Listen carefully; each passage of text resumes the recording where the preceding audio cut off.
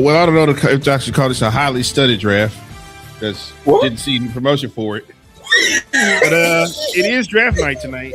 For some of you, I think the greatest thing that happened today was, what was that about? Maybe about 1 or 2 o'clock. Got a text from Tomas and said, "Is the draft tonight?" That should tell you where everybody's head is at when it comes to this NBA draft. Well, listen, I'm excited. Can't say about my partner and my other partner, Tovas, but I'm excited. The future does start here. It's the 2026 NBA draft, and the Mavericks are not on the clock because this is not last year when they had the number 1 overall pick. They will be picking 9th in the draft. Thank you. And that was back when they had my head coach. You the head coach that I shall not name, who tried to sabotage his team because he wasn't getting a certain job that he wanted. But we won't. We'll let that go. We'll see that coach, and we'll give him the Mark Aguirre treatment. We'll see him in 50 years for his for his jersey alignment. He's still alive. But anyway, the 2026 draft. We know the Mavericks have a lot of news. Bad. My coach is doing little league baseball. He ain't crying. He got 40 million reasons to sit at the house.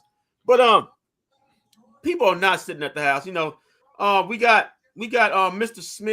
Smiths. We got Masai, and also we got a new head coach.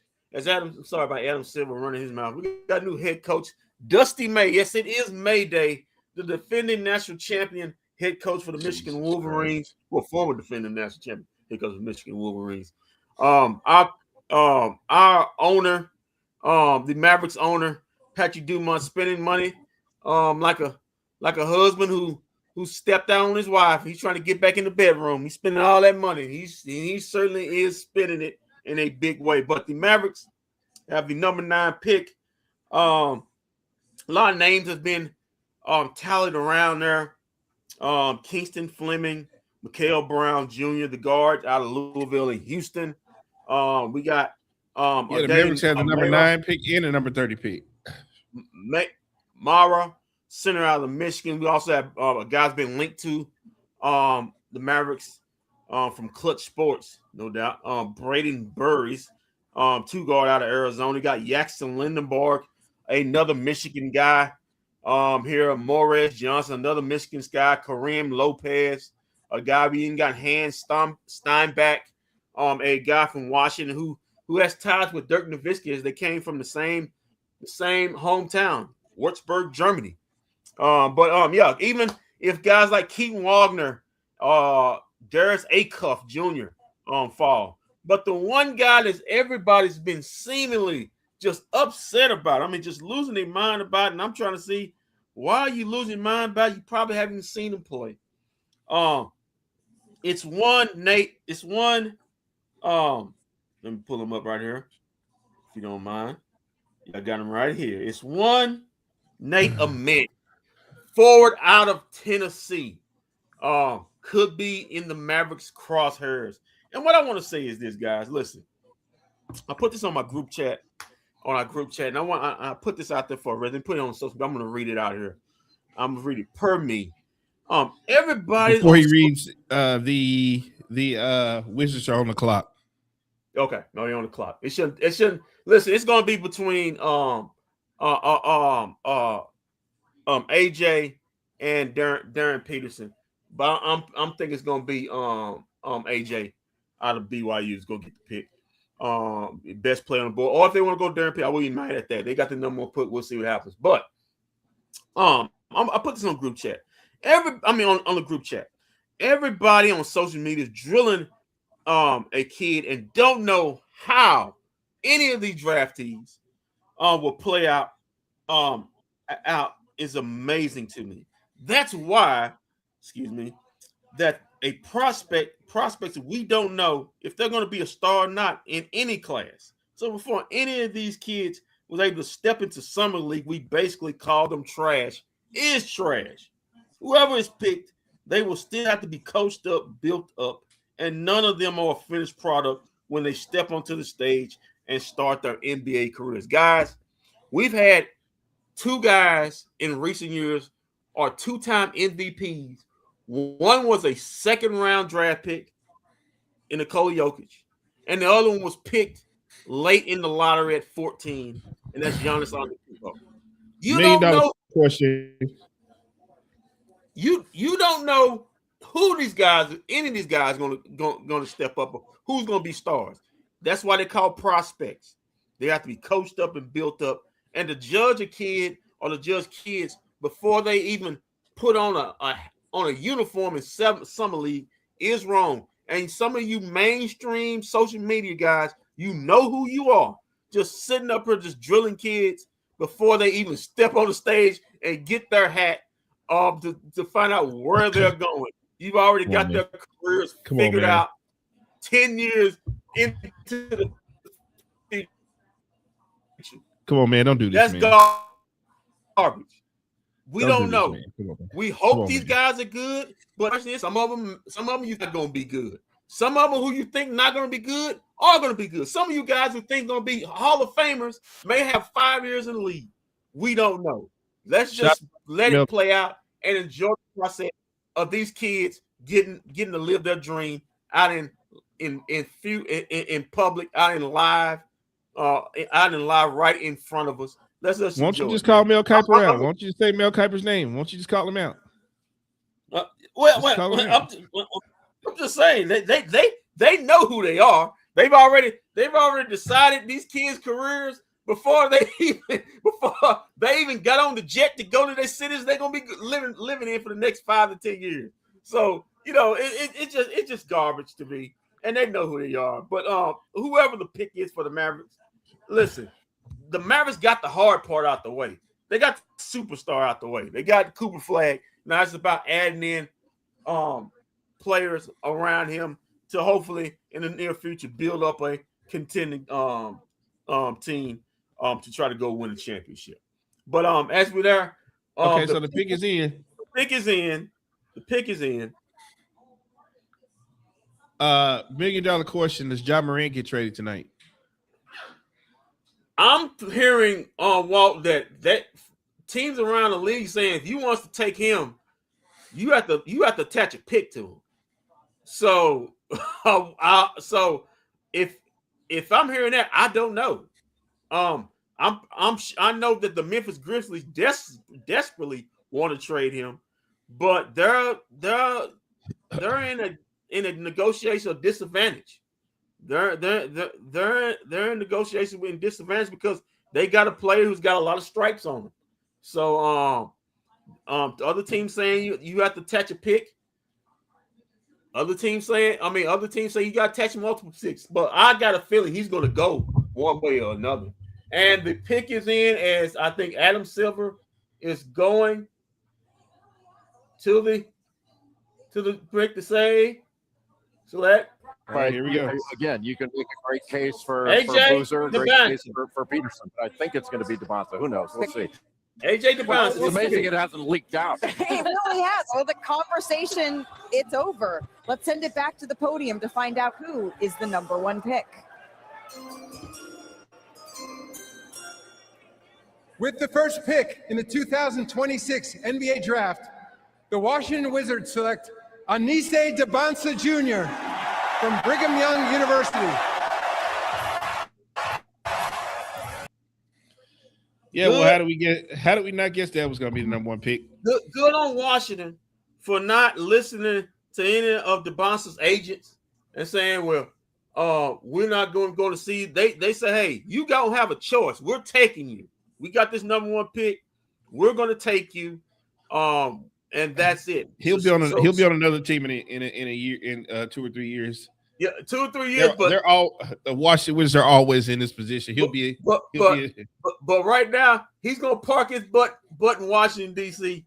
Next to that at algae full pool over there next to the Lincoln Monument. So let's get out his strengths. He used to play with Trae Young Trae Young just signed a 5-year, $212 million. Well, Anthony Davis for now.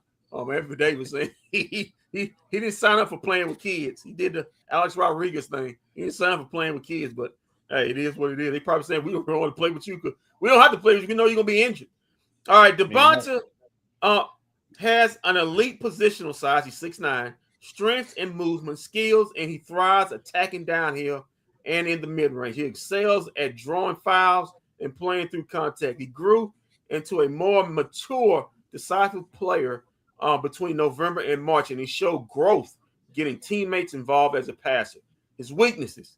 At this age, he doesn't impact the game as much without the ball in his hand. So you got to have the ball in his hand. Well, it's going to be hard with Trae Young there. The passer is inconsistent shooting from long range, which is everybody, and will have to keep defenses honest to hit his ceilings as a player. Continue to sharpen his handle and make it harder to keep him out of the paint will help. He has the capability and physicality to be a great defender, but he didn't create many turnovers at BYU and needs to be better. Needs to apply himself better to that end of the court. Verdict: viewed as a potential number 1 pick since his freshman year of high school, Devonta managed to exceed expectations at BYU, leading the D1 school in scoring while shooting 51% and improving as the season went along. He reminds the NBA of just how special his offensive toolkit is, with his trajectory compared favorably to star wings, including Kawhi Leonard, and Jaylen Brown. He looks the part as a franchise player, but he will have to continue expanding his game on both ends to get there. Listen, I've seen people compare this guy to Tracy McGrady. I've seen people compare this guy to a much lower rim Vince Carter. He's got that size 6'9", 6'8", athleticism. He likes to play with the basketball. Well, he's in the NBA. He's going to have to learn how to play off ball, especially with being that size. And but all the tools are there for him. All the tools are there for that kid. He's got that dog in him. And now, on a personal note, if Cooper Flagg was in this draft, he'd be going number 2. So let's not go that far. But the kid has excellent length. He's got excellent offensive tools. He's got, like you said, he's got to be better on the defensive end. And we'll see what happens there. The pick is in. For man, I really feel bad for that. I really feel bad for this next pick. For the Utah Jazz. Really feel bad for him. Gotta go to Utah. You get busted in the neck. Sit down in the college. You can let's put it out there, Walt. The first 2 picks of the draft, no player really wanted to go to these 2 places. Now, when you talk about, I'm just gonna put this out there. When you talk about moving teams, moving franchises, I don't know why you're not saying Utah, because nobody wants to play there, man. Listen, I've been to Utah. Trust me. You're excited about leaving Utah more than you about entering it. You're excited about leaving it. When you leaving it on the plane, you feeling really good about yourself. But they still have a franchise. Shout out to Karl Malone, John Stockton. Because if it wasn't him, I think that'd be gone for a long time ago. But hey, it is what it is. But the pick is in. And it should be, unfortunately for you, my guy. Darren Peterson, what about Boozer? Could be Boozer. Yeah, it could be Boozer. His daddy, which is a former Utah Jazz, a part of Utah Jazz organization, has been in the recent weeks been jockeying, talking about his son. But it's gonna be one of the 2. It's gonna be Darren Peterson or Boozer. I figure if Utah wants to have a player who probably can stay there or wants to stay there, it should be Boozer. If they want, why? You know why that is. You know why that is. You know why that is. Interesting. It's coming up, Walt. Okay, here we go. This is the most likely pick, I think, for Utah to go with that front court and all that size, another playmaker. Well, let's find out as we send it back to the podium. An agent just walked over, but let's get the pick officially from NBA Commissioner Adam Silver. With the second pick in the 2026 NBA Draft, the Utah Jazz select Darren Peterson from the University of Kansas. Well, it looks like Boozer dodged a bullet. Hey, Darren Peters looked like a guy that said it, man. I should have reclassified, stayed back in college for another year. No, his daddy's crying. Oh man, his daddy's really crying. His mom is she's. Yeah, I don't know if there's tears. Question. I don't know if there's tears of joy, tears of sadness. Are they crying because he got drafted, or are they crying because he's going to the Utah Jazz? Remember last year when our boy, he was shocked. Ace Bailey? Yeah, Ace Bailey. Yeah, he was. Hey, Ace Bailey can let him know, hey man, this is what's in Utah. Let's get to Darren Peterson, who was on ESPN. He was ranked number 1 on their board as best available. Let's get to his strengths. Peterson is the most gifted scorer in the draft. He is a remarkable long-range shot maker, capable of prolonged hot streaks and able to take over games while playing in a flow. He's a strong athlete with good size for a ball handler and likely a long-term role as that. He's also a willing defender with active hands who can apply pressure on the perimeter. Weaknesses: Peterson played on the ball plenty in high school, but he wasn't able to do so much at Kansas due to personnel styles of play and the impact of challenging health situations. Sharpening his handle and getting more playmaking reps will be a key to realizing his ceiling, a piece of his development that stalled due to criticism in college. The verdict: after entering the fall at projected number 1, Peterson struggled to stay healthy and played through strange season, battling with cramping. Yeah, I heard about that. And however, NBA teams haven't appeared concerned with his long-term health. His best moments with further between than he in Kansas had hoped. Underscore why NBA teams still view him as a future star who excels. Likened statistics to Devin Booker, Peterson can be one of the best guards in the league. And after gaining a better understanding of the context, he reclaims the top spot on Jeremy Wu's board. Now, listen, we heard about these so-called cramping issues with him taking some kind of medication that was supposed to help him with certain other thing that made him cramp. I think he's gotten off that medication. But like I said, he is a elite scorer.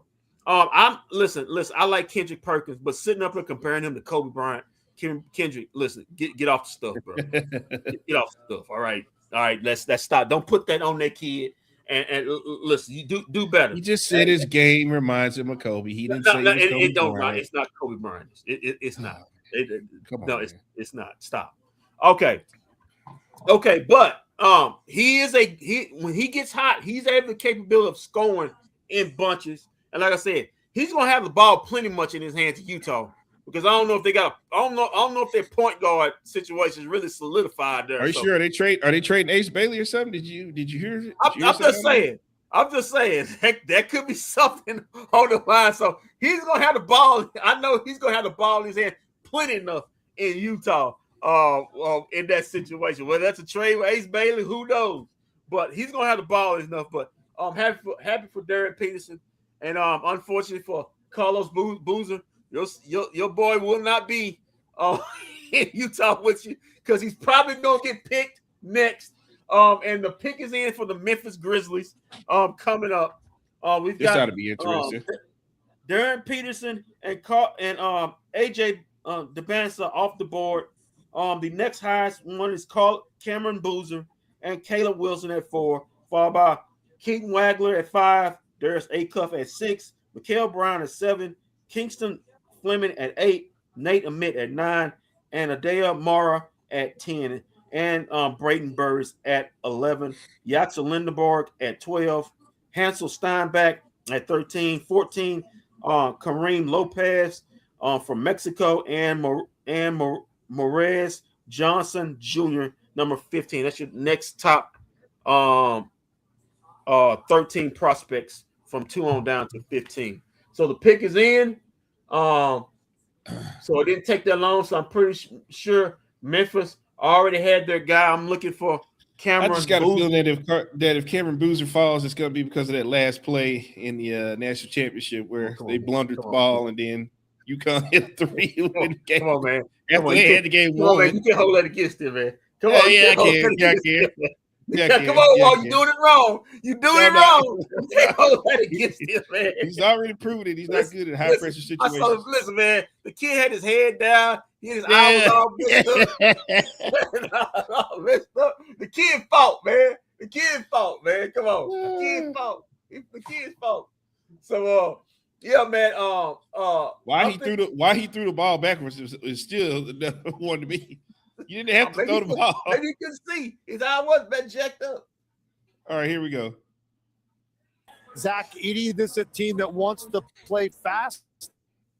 So they have a couple options here. I think Boozer's most likely to pick, but Caleb Wilson would be a guy that can play in the open floor as well. Yeah, we've talked about Cameron Boozer as being someone who in any other year could be a number 1 pick as well. Will we hear his name called now? Let's send it back to the podium and NBA Commissioner Adam Silver as Memphis has made their selection.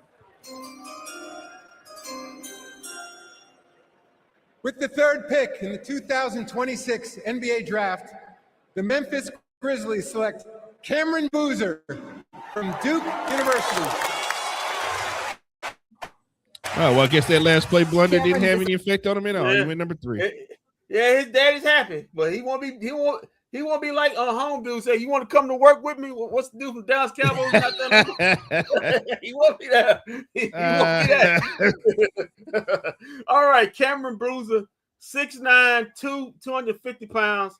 Come to work, man. You want to come to work with me next week, man? Yeah, that won't be happening. Out of Duke, overall ranked 3, position ranked number 2.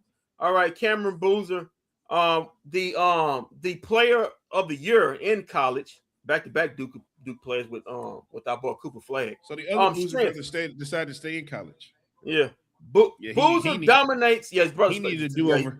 His brother wasn't good enough. His brother wasn't good. Yeah, he definitely needed a do-over. Yeah. Boozer dominates games not only with great strength and skill, but also with an extremely quick basketball mind. He became very comfortable on the perimeter, handling and distributing the ball and shooting from range. He's an excellent decision maker and passer who makes others better. He's also smart and a tough positional defender. Weaknesses, though it hasn't held him back from his success at every step of his career thus far. Boozer is an average run jump athlete. His lack of vertical explosion limits the way he can score against length and create for himself off the bounce. He's not a great shot blocker and can struggle to cover ground when he's forced to defend multiple positions. For the verdict, Boozer has a real case for number 1. He's not number 1. That is boasted by NBA analytics models that value his remarkable all-around production. He should be immediately a winning starter in this league with room to grow. Due to his lack of foot speed and verticality, there are certain athletic plays he doesn't make, raising questions whether he can be a leading man on a championship-level team or is he better cast at his secondary star. Regardless, he should be an excellent player with scouts comparing him to perhaps players like Kevin Love and Al Horford and Domantas Sabonis. All right, yeah, that's the read up on Cameron Boozer. Yes, listen, this was the right pick, but the Memphis Grizzlies still have a lot of work to do. The lack of speed is going to hurt them in the front court because you got. Listen, let me tell you something. The NBA is a pick and roll league, and I can see the devastation when Cameron Boozer and Zach Edey both on the court, how much they're going to get pick and roll and targeted to death by elite guard play. It's going to be amazing. But I'm not going as far as other analysts that said he's Tim Duncan. He ain't Tim Duncan. Stop. Okay. All right. Let's not. Stop it. He's not even I'm not saying your name. I'm not going to embarrass you on the stream. I'm not saying your name, but stop it. Tim Duncan was 7 foot and could move his feet. This man's 6'9" with shoes on. All right, let's stop it. Okay, but he's a skilled passer. He can shoot with range. He's a better offensive player than his daddy. And actually, he's got better hair than his daddy. Even though I hope his daddy's not going to paint none on again like he did last time. But that's another story for another day. Well, that was after Josh Allen gave him 48. That's a story for another day. But he's a skilled offensive player and elite passer. I think the comparison by Jeremy Wu to Kevin Love is right on point. He's not going to be a star. He's not going to be a number one guy, but he can be a number two guy on a winning program in the NBA. I think that's right about his alley for him, like a Kevin Love. I don't think it's an Are we putting him with Ja Morant? Is that what's happening here? Is that the future? I think the Boozer family would rather not he be around Ja Morant. That's a good family. No issues there. No issues there. I think they will make a call and say, could you maybe trade him Ja Morant somewhere else? And I think the Memphis Grizzlies need to just buy into this. You need to do what Master P did when you signed No Limit. You get a house, a car, a gun, $1 million. Let's just buy into it, Memphis. All right, that's on Cameron Boozer. Congratulations to Cameron Boozer. He on his way to Memphis to play with the Grizzlies. And the pick is in for the Chicago Bulls. I'm pretty sure we know who this is going to be. On my board, it's going straight to about how it's supposed to go. That's AJ DeBansa, Darren Pearson, and Cameron Boozer. Next up, should be Caleb Wilson's name getting called, the super athletic forward out of North Carolina, who had the hand injury that ended his season before the tournament started. And the pick is in.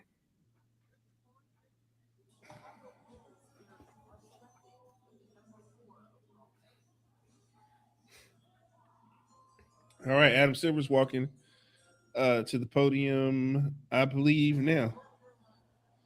All right, here we go. Okay. To see who the Chicago Bulls here are selecting with the number 4 overall pick.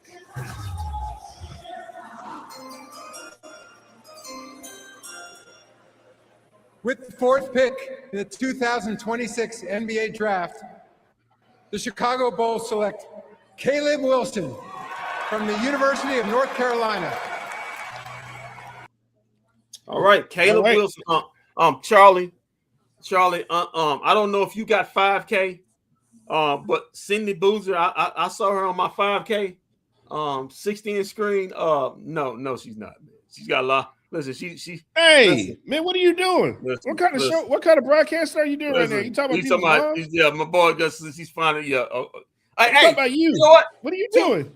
To eyes and to the beholder, Charlie. To eyes and beholder. You know, my bad. Don't listen. Don't listen to him, Charlie. He's a snowman. Yeah, I got 5K, Charlie. Yeah, man. It's zooming in real deep, Charlie. Two things could be right. You can agree and I can disagree, but I think I'm right. Yeah, all right, let's get. He's a Lord Snow. Don't worry about him. Don't listen to him, Charlie. City Boozer is beautiful. Let's get to Caleb Wilson. 6'10", 215 pounds forward out of North Carolina. Pre-draft analyst. Wilson's energy and explosive helps him play above the rim and win battles in the interior. He plays hard, dunks everything, and has an untapped offensive upside if he can improve his ball skills and jumper. He proved to be an able athlete to impact high-level college games in spite him not having that jumper, putting his fingerprints on nearly every game with his athleticism and defense in which he played. His weaknesses: Wilson isn't the most gifted ball handler or perimeter shooter, and is a ways from realizing his top-end offensive ceiling. He needs to apply his tools more consistently on defense from a positioning and awareness standpoint, with some of his values on that end still theoretically. The verdict: athletic front court player who could compete in a way Wilson does are always in high demand. He's exceptionally quick off the floor and should contribute in several areas other than scoring. His skills development is still a work in progress. However, the mid-range touch and passing instincts has shown has shown point to his underlying talent. Although injuries ended his season with the wrist injury, translated to his college career was impressively smooth. He has an excellent potential to tap into a long-term talent with his competitiveness and inspiring confidence that he'll reach those skills eventually. Listen, they got him as a bouncier Pascal Siakam. I can see that. But remember, it took Pascal a while to develop into the player he is. With Caleb, like I said, the athleticism is there. You can say he has the highest ceiling of anybody in the draft. If he's able to tap into his offensive potential, you can see a version of Chris Bosh, something kind of like that, because the athleticism is there. But like you said, he's going to have to develop a jump shot. He's going to have to prove on his ball handling. But when people talk about not the first jump but the second jump, man, Inglewood's got a nice setup out there. The first jump, but the second jump is quicker. He has that. So he's an athlete. He's a big time athlete. He's gonna be able to block shots, play defense when you start now. But you got to wait on the offense from Caleb. But if the tools tap in, he could be the best player in this draft because the tools physically, he has all that in abundance. As far as you can say, yeah, he's the best athlete in this draft by far. All right, that's the read up. Congratulations to Caleb. Congratulations, Chicago Bulls, on that pick. Man, and I forgot the Clippers were a team in the NBA. And we move on to Clippers getting this pick from the Indiana Pacers. When they made that trade for your boy, what's your boy name? Center. Used to play with the Clips. Zubac Shakur? Yeah, Zubac Shakur going to Indiana. So this was the pick this was the pick the Clippers got for that. So now the draft's gonna start getting interesting. Now we're gonna see the top four off the board. Now we got Keaton Wagler, Darius Acuff, Mikael Brown Jr., Kingston Flemings, Nate Ament, and Adara Amara. A center out of Michigan. So we got 5 point guards and like I said, the Clippers are in an interesting situation. They don't really need a point guard because they just traded for one. But the pick is in. The pick is about to come in, so we're about to see who the Clippers are going to take. Could it be Brain Burrs? Could they take the 2 guard? A1 says, "What's up, fellas? Who we taking?" I don't know. All right. Darius Acuff Jr. He'll be gone. I think he'll be gone. He's not. Listen, his daddy used to play right here. His daddy used to play for Sacramento. He's not going past Sacramento. You're Tyrese Halliburton getting a lot of airtime. All right, here we go. So the pick is in. Let's send it back to the commissioner.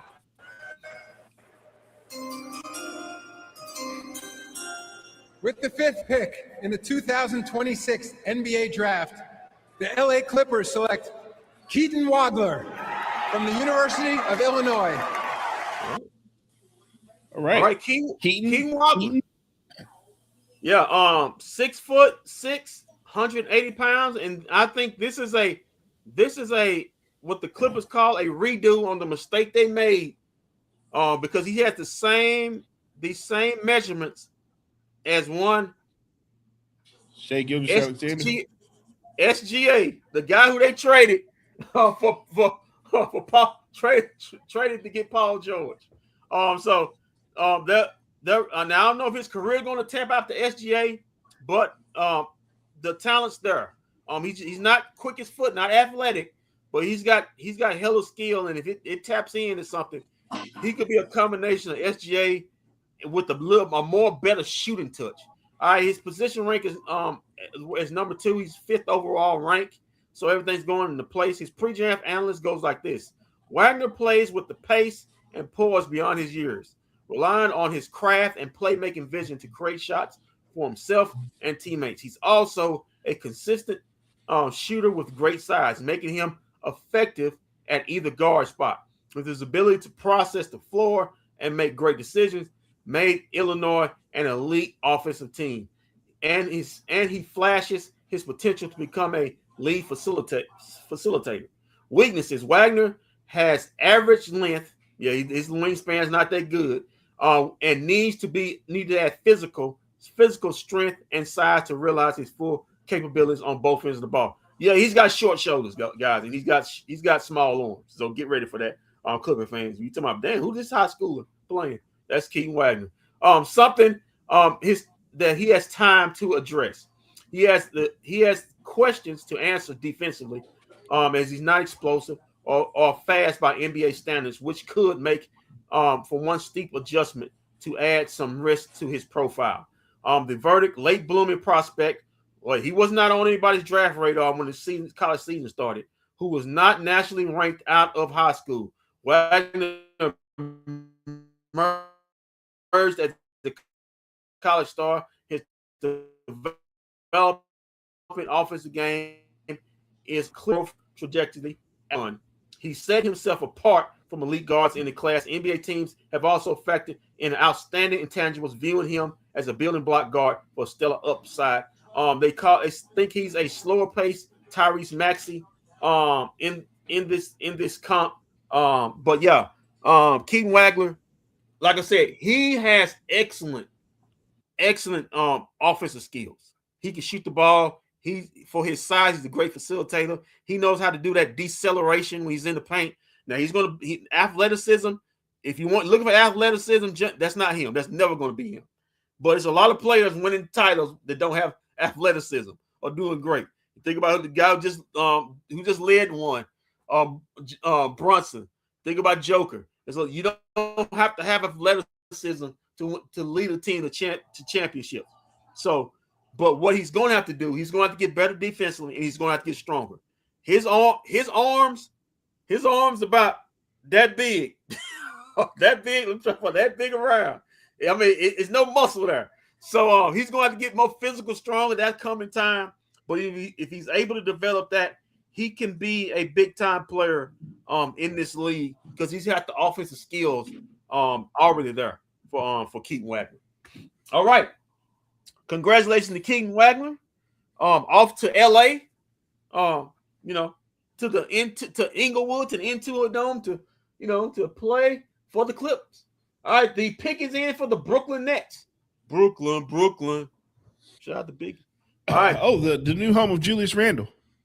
Yeah, Julius Randle, he's excited. He must got some kind of jump off there. That's probably why he's excited. He must got some kind of female already lined up there that he's been trying to get at. So, that's what happened to Michael Porter Jr. We know who he never wants to get traded from that city for. We already know who that is. But anyway, the pick is in for Brooklyn. Hopefully the commit comes up. Still on the board, off the board. Darren Peterson, AJ DeBanza, Cameron Boozer, Caleb Wilson, and Keaton Wagner all off the board. The next top prospect, Darius Acuff Jr., Mikael Brown Jr., Kingston Fleming, Nate Ament, Ade Mara. Darius Acuff is still in play. So here we go. Come on, man. I mean, what's taking so long? We got the first round to get through. Of guards and freshman guards, really, Bobby. Earlier, I thought we were ready. As listen, it's a lot of guards. Now the Nets probably will draft another guard, or they could draft Nate Ament because they have a lot of guards. Here's the pick coming up right here. Go ahead, Walt.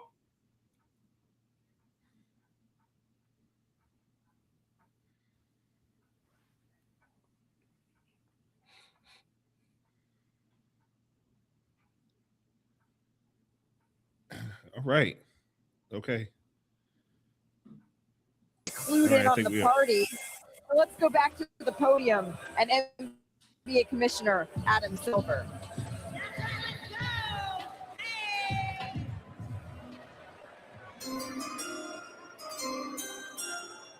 With the 6th pick in the 2026 NBA Draft, the Brooklyn Nets select Michael Brown Jr. from the University. Oh, Okay, Michael Brown Jr. Darius A. Cup still on the board. Yeah, listen, people, I'm telling you right now, well, don't do that. People in Sacramento already have the pick in because I guarantee you 99.9% Darius A. Cup is going to be a Sacramento King. All right, here's the read up on Michael Brown Jr. Positional ranked 4th, overall ranked 7th, 6'5", 190 pounds out of Louisville. Great shooting touch, deep range.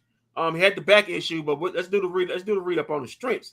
Brown has a well-rounded offensive toolkit for a lead guard with good size and vision in transition and the half court. His dynamic shot-making ability from long range also points to a major scoring potential as he matures. His weaknesses: Brown tends to settle for tough shots and has the diversity has to diverse his tendencies better in the pros.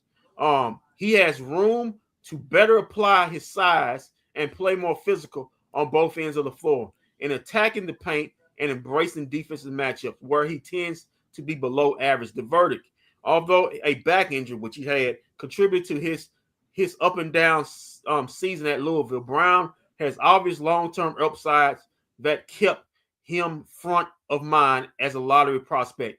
His strong history with USA Basketball has helped strengthen his resume with teams.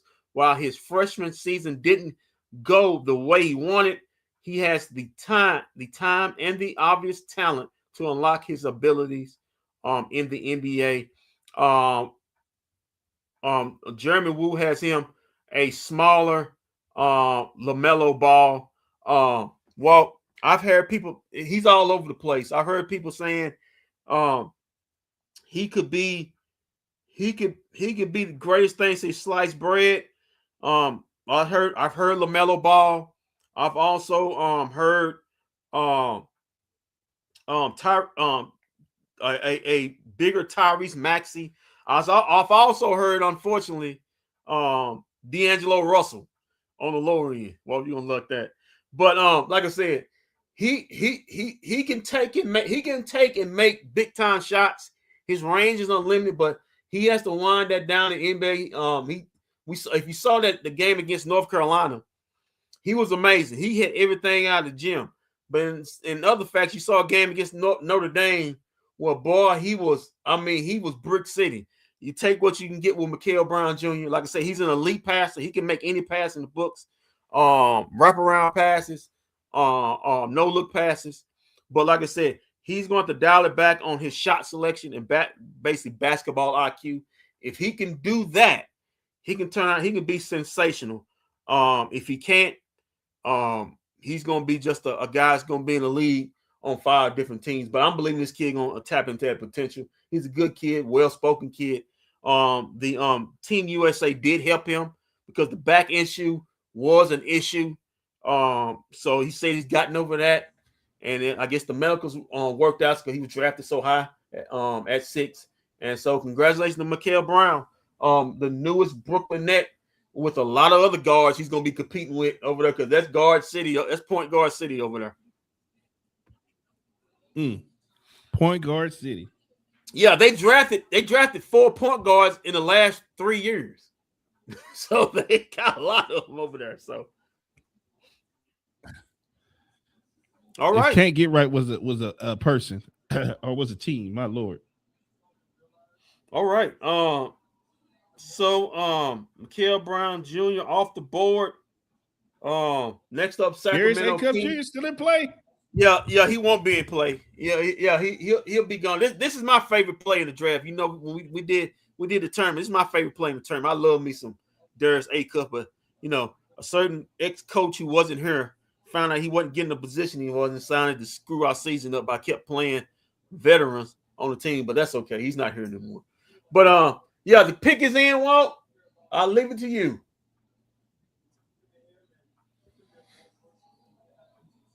Okay, 1 second.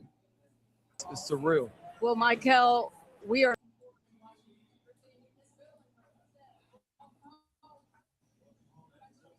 Welcome home, they said. Okay, the Kings are up.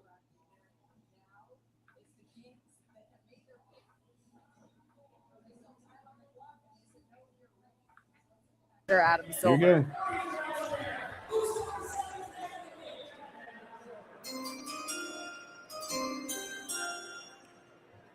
With the 7th pick in the 2026 NBA Draft, the Sacramento Kings select Darius Acuff Jr. Ah, boo! Boo! All right, I told you, man. I told you.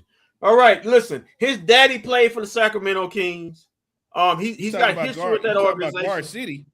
They got Russell history Westbrook. They've got listen. DeMar DeRozan. Well, DeMar DeRozan's about to be stretched and waived. I heard that he's about to be stretched and waived. So he's probably going to end up with the Clippers as far as that's his preferred city, whether he goes there or not. All right, read up on Darius Acuff, 6'3", 190 pounds, pretty good size. Like I said, he's got an NBA body already. Position rank number 3, number 6 overall. All right, let's read up on Mr. Acuff Jr. Acuff is a dynamic and strong with the ball in his hands, adept to attacking his spots off the bounce and scoring at all 3 levels. While his 44% three-point shooting clip may not sustain his showed improvement as a shooter, he took a notable step forward in his decision making at Arkansas, limiting turnovers, getting teammates involved, and proving he could drive winning basketball. Weakness: Acuff lackluster defense due to a mix of subliminal height and inconsistent effort. As good as he could be offensively, building a champion level defense behind him will pose a challenge at the next level. Acuff exceeding expectations in college and proved to be much closer to NBA ready than most scouts initially expected. He's going to need the ball in his hands, so he's a small guy. And his defensive shortcomings have made him polarizing for some evaluators. His ability to create himself and others offer a long-term star power if he continues his trajectory. They have his thing is Jalen Brunson. Listen. Walk and tell you, I've been all on this kid since before the tournament. We can go back to the tournament. You can look at the show. I want this kid on the Mavs. NBA body already ready. He takes big shots and makes big shots clutch. He can lead a team. He has exceptional basketball vision where he can pass out and he can play make for himself and others. Sacramento's gonna love him. They need somebody with the ball in their hands desperately. But on the other hand, defensively, it's gonna be a problem. You have to build a defensive team around him like the Knicks did with Jalen Brunson. You got to build a team of long athletes around him if you want him to be successful, because you're going to ask him to be all team defense or stop somebody. I got news for you, fellas. That's never going to happen. The way his body frame is not going to develop into that. That's just how God made him as far as his length and size. But on the offensive end, you could have anything other, man. I heard Stephon Marbury, Jalen Brunson, and if he's anywhere close to them type of cats right there, Sacramento Kings gonna have a star in their hands. So congratulations to Darius Acuff. Congratulations to Sacramento Kings. Sorry, Walt, but he wasn't going past Sacramento. He's got family history with that organization. So yeah, man, the state capital of California. You got an offensive hub right there in Darius Acuff Jr. Next up, the Atlanta Hawks. Could they go center? Could they go guard? A lot depends on how the Mavs going to draft to see what's going to happen, what they're doing. Could they trade the pick? We don't know. The pick is in. So let's get ready.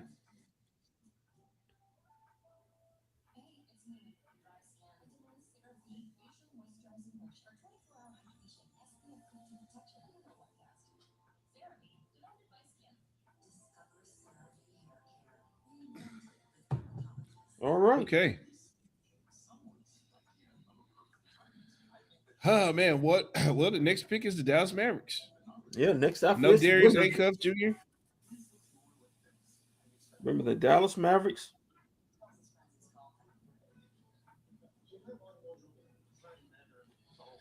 Let's see what Dusty can do on his first day.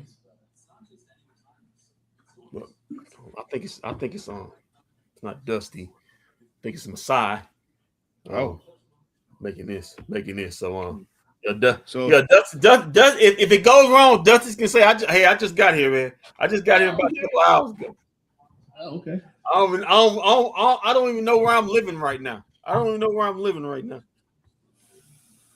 Whoever it is, man, Mad fans, don't go crazy on one way or another. All these guys are prospects. We don't know who's gonna be a superstar, if any gonna be a superstar. You just hope that they coached up the right way so they can develop into that. As good as these guys is, and this is why the Mavericks are so lucky. There ain't no Cooper Flags in this draft. There ain't that guy. There is no anybody's in this draft according to ESPN because they didn't promote anybody. And that's the reason why. So whoever the Mavs pick, whoever these guys pick, they're gonna have to be coached up. All right, the Atlanta Hawks are on the board. The pick is in. I guess the commissioner's coming up. Yeah, we just have to go through commercials. Okay, this is the New Orleans Pelicans pick. Remember they made a pick where they traded and got Derek Queen last season, and the Hawks got the unprotected pick this year. This was the Derek Queen pick from New Orleans. So this should have been New Orleans pick, but it's Atlanta's because they made that trade. All right, man. I'm anxious to see who it could be. Well, these guys are really anxious. These guys on social media are losing their ass. Good grief, man. Will y'all calm down? Well, about what? I don't know, man. I mean, these guys because Darius Hiccup Jr. is gone? No, because they don't want Nate Ament, which would be perfect. Get Nate Ament. Let me guess, they want to trade out of the spot. Yeah, they want to trade back and stuff like that. All right, the pick is in.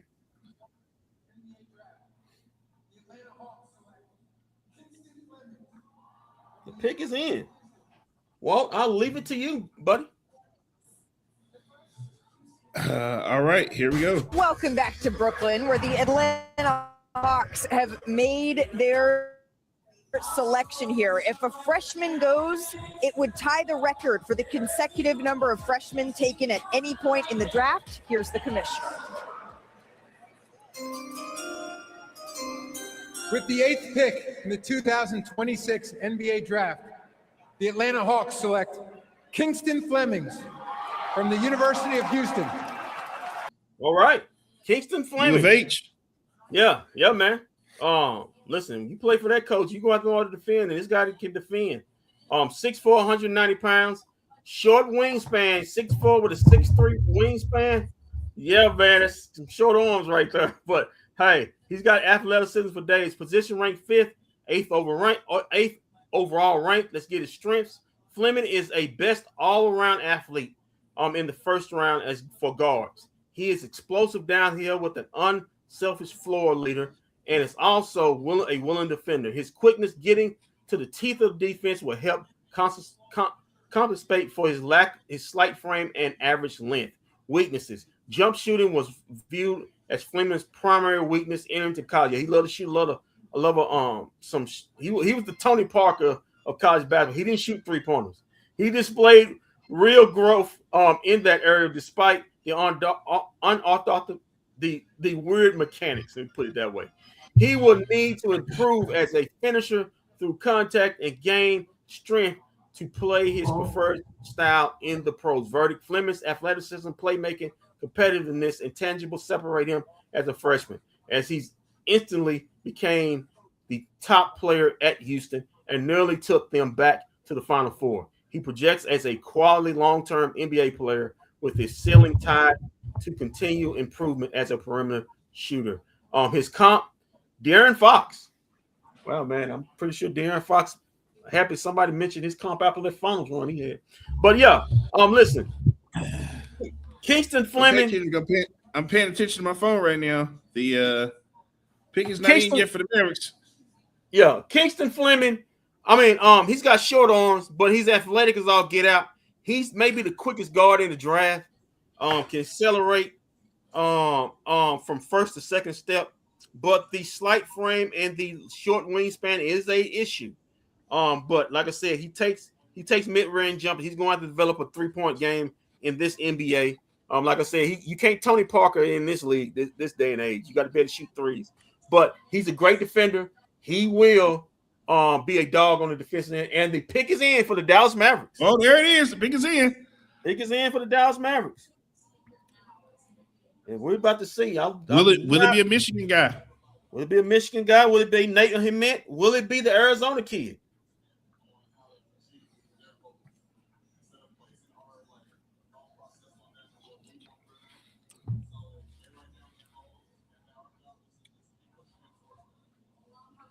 Let's see what we get. I have gotten word that it may be somebody who you speculated on. Who you speculated on? All right. That's all right. I think I've seen who the pick is. And if this is the pick,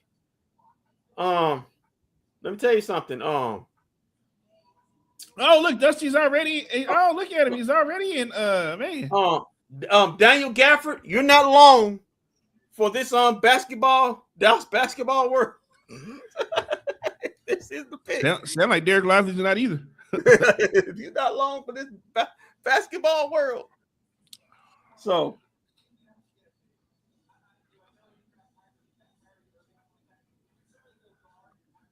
I've already gotten word on who it is, but yeah, I already got word. But we're gonna let that go. We're gonna get the pickers in and let the Mavericks do their thing.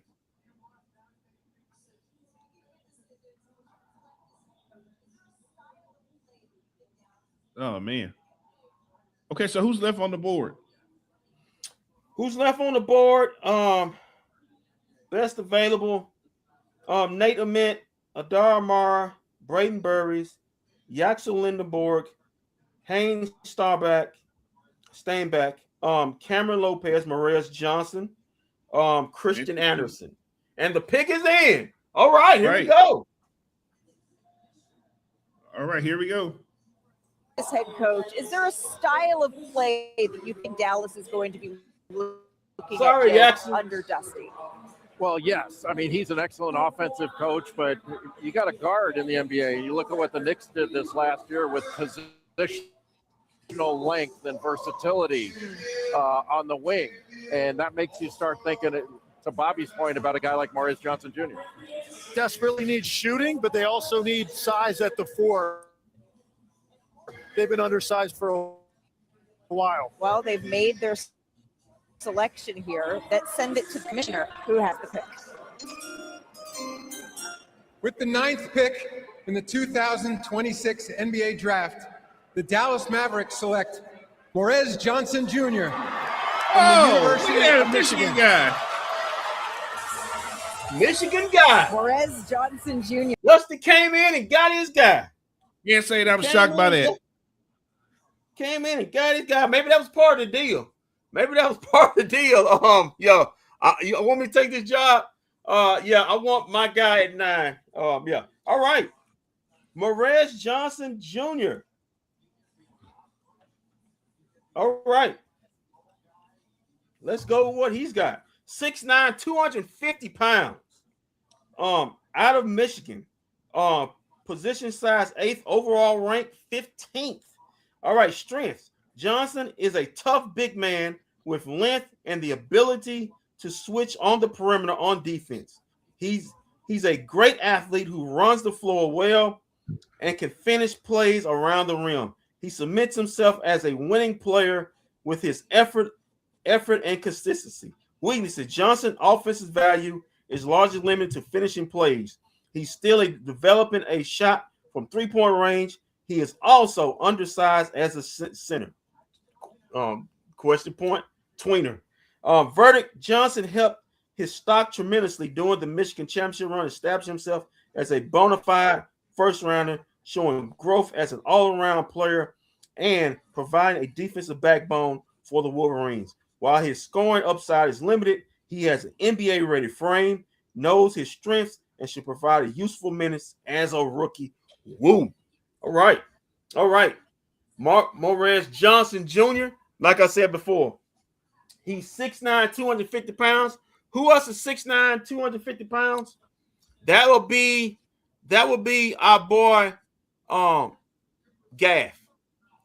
He's around the same height. That's why I said Daniel Gafford's not long, but it's NBA world. It was a good run. It was a good run, Daniel Gafford. Yeah, it's basically the same player right there. So you get your Daniel Gafford replacement.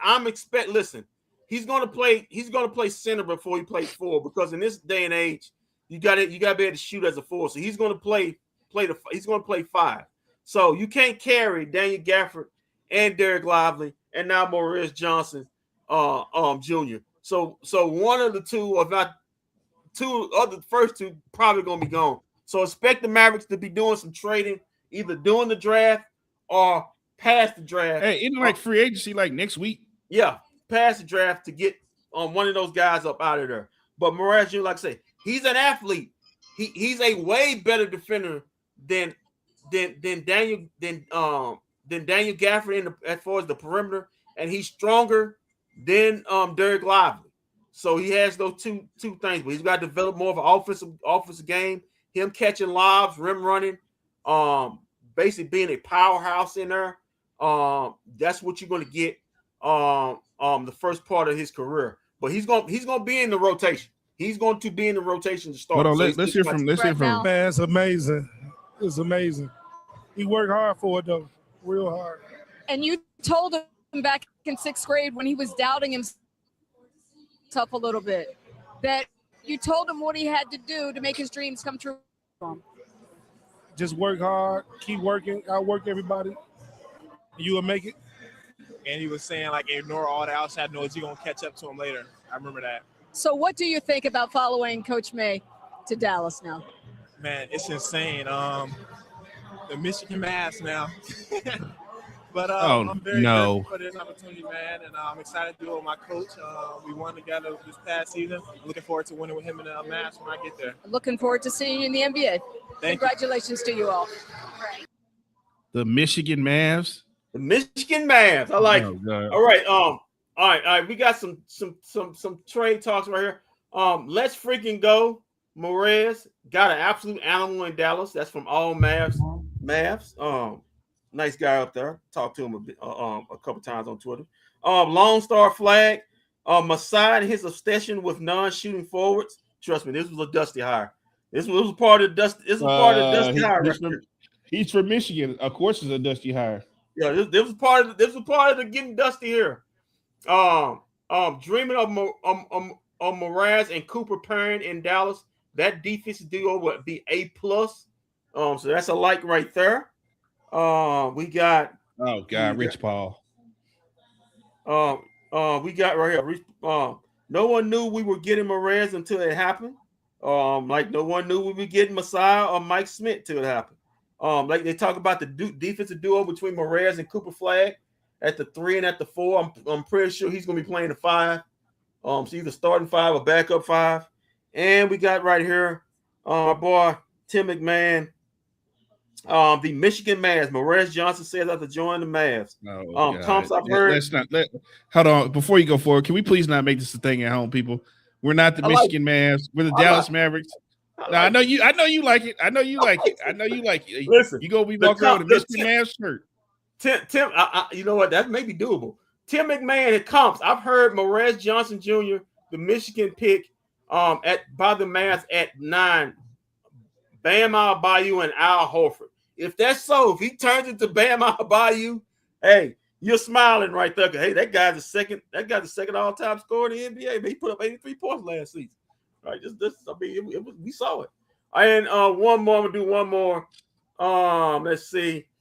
Already he must have been so mad.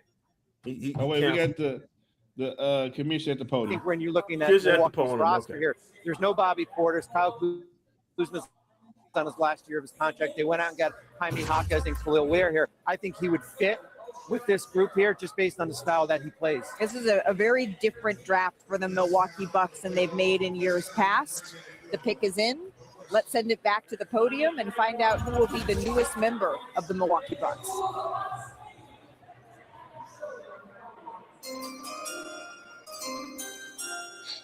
With the 10th pick in the 2026 NBA Draft, the Milwaukee Bucks select Braden Burries All right. from the University of Arizona.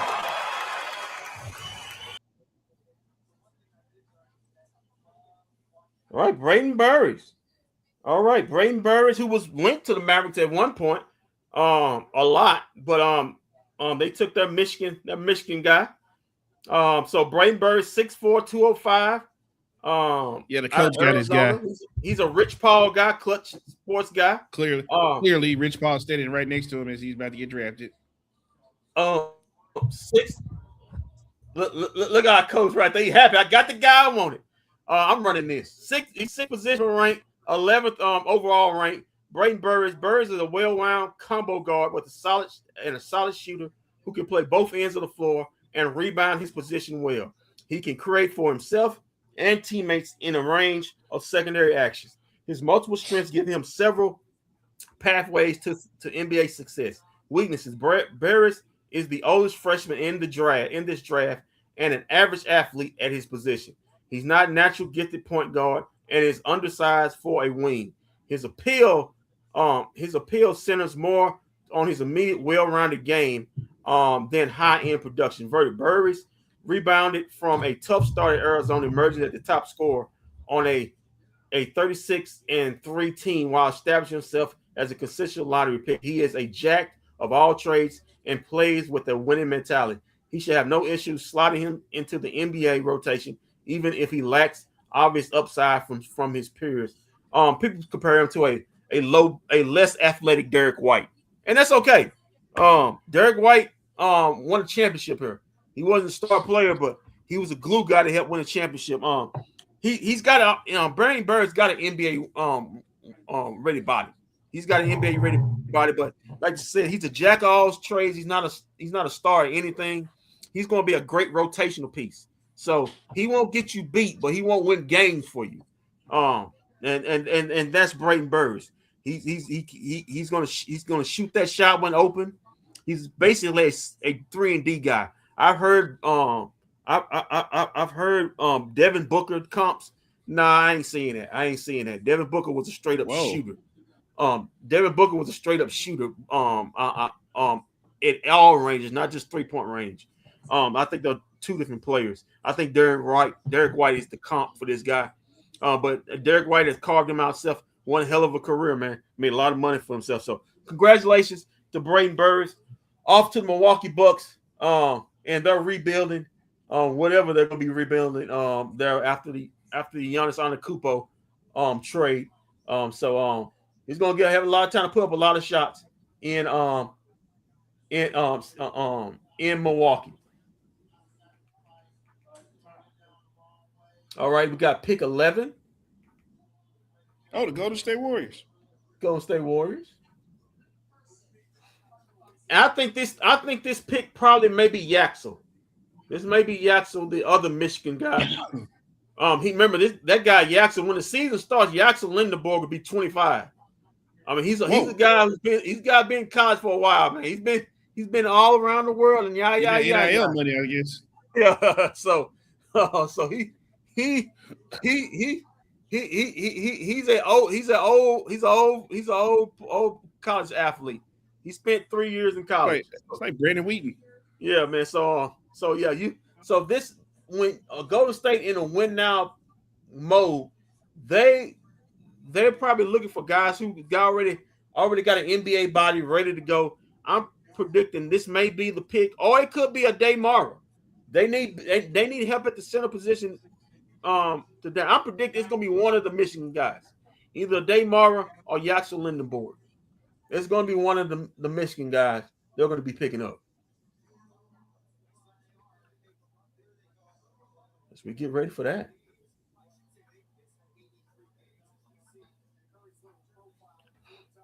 All right. The best available. Native Mitch still ain't been drafted.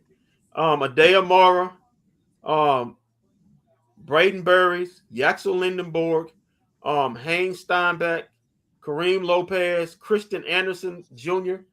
Out of Texas Tech, Alan Graves out of Santa Clara, LeBaron Fallon Jr. out of Alabama, Chris Sinek Jr. out of Houston, Bennett Sturts out of Iowa, Cameron Carr out of Baylor. I really like that kid. Jaden Quaintnitz out of Kentucky. I like him also. Dalen Swain, the shooting guard out of Texas. Ubuka Okori out of Stanford. The shooting point guard, scoring point guard out of Stanford. Isaiah Evans, a 3-and-D guy out of Duke. Zuby Ajofo out of St. John's, and Koa Pete, the forward out of Arizona. Henry Vessener, the center out of North Carolina, and Malik Thomas, the guard out of Arkansas at 20. There's your rest of your best available there right now. Native Mitt is still on the board.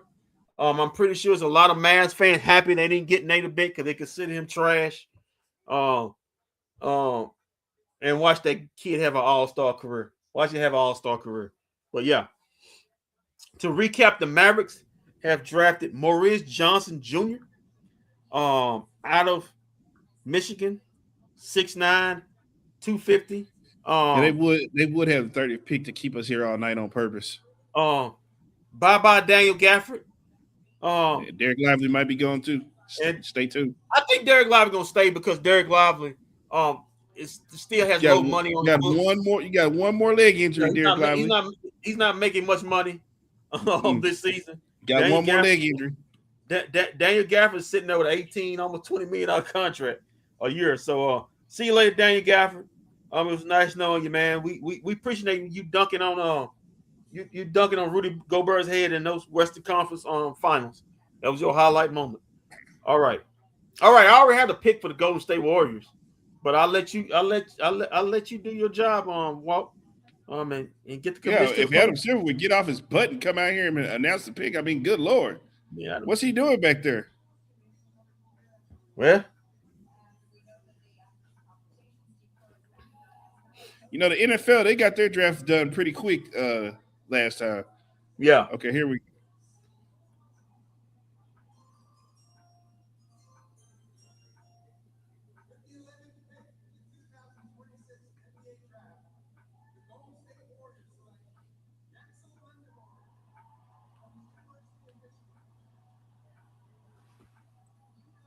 All right, here we go. Give him a little bit of flexibility and maybe another year as the reward.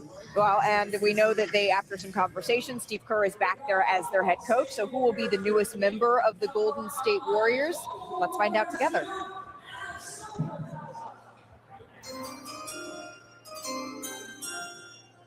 With the 11th pick in the 2026 NBA Draft, the Golden State Warriors select Yaxel Lindenborg from the University of Michigan.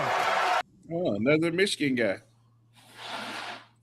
All right, Yaxel Lindenborg out of Michigan. Let's hear the up on him and get back to it. All right, here. Yeah, my man Yaxel.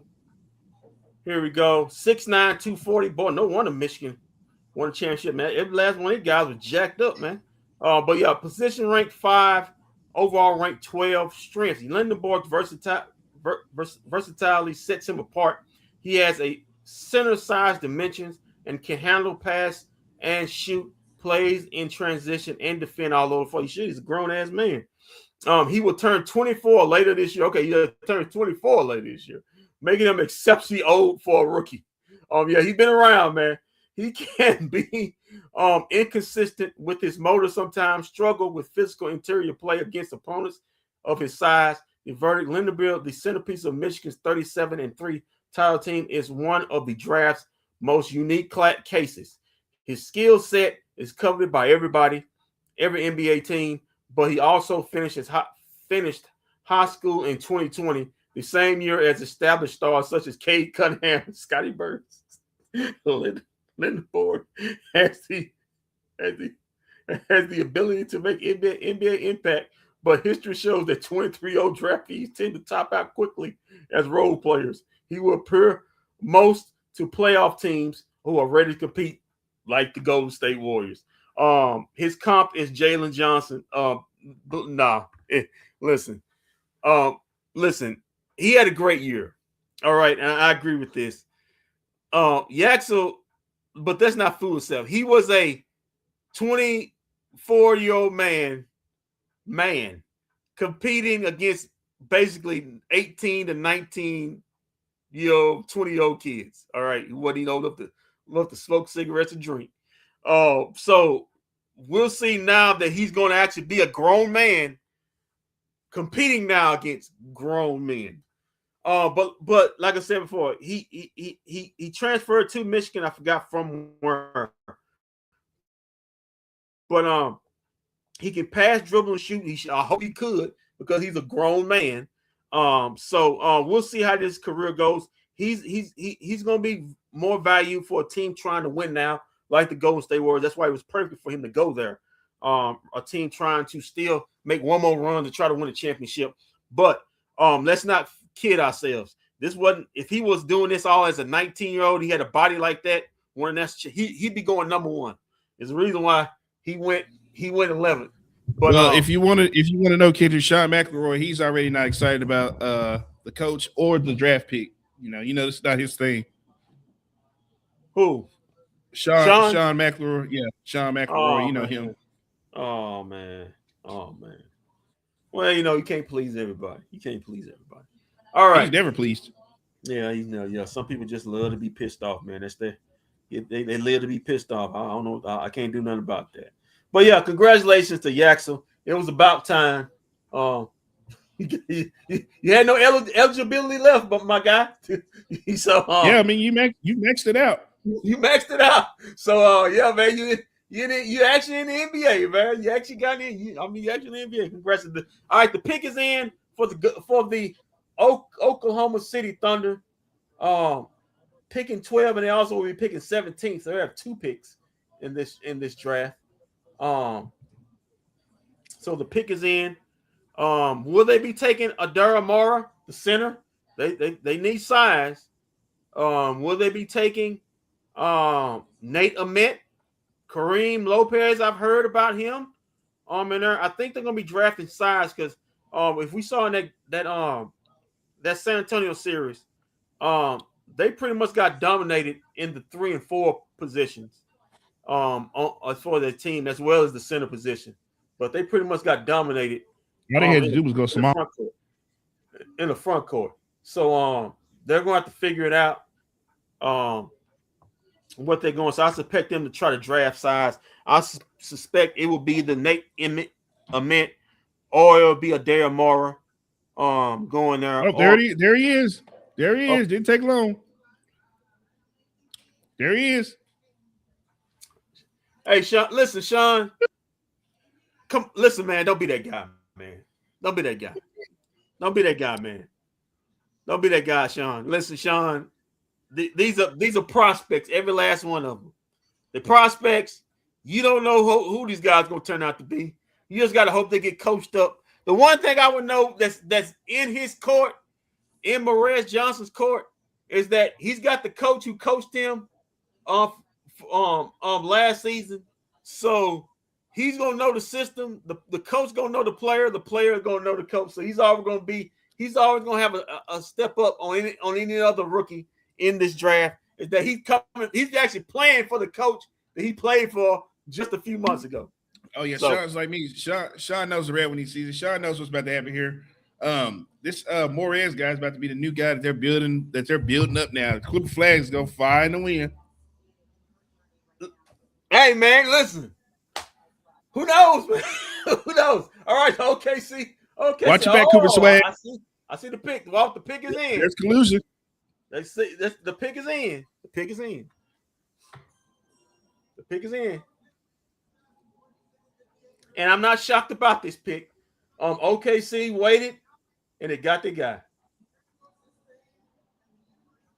I see Coach Mayday still there. He's still there. Still waiting for his guys to get drafted. He can head back to Dallas now because we still got the 30th pick. He probably gonna head back to Dallas now. He's upset. He's upset that he got drafted to OKC. He's not happy. Who? He was upset. Who's upset? Mayday. Oh, wait, he can't be upset. He got no more picks. A dime Mara. No. Zaragoza, Spain, and the University. No, he knows he's gonna have to deal with this guy. Well, being over OKC. He could have drafted. He was at 9. He could have drafted me. Then. All right, you ready for the commissioner? I already did it. Okay. All right. We got a day Mara out of Michigan, the 7'3", 255-pound center. Position ranked number 1. He's the best center on the board. Overall ranked number 10. Let's read his strengths. Mara is unusually skilled. He's a great passer. He's unusually tall.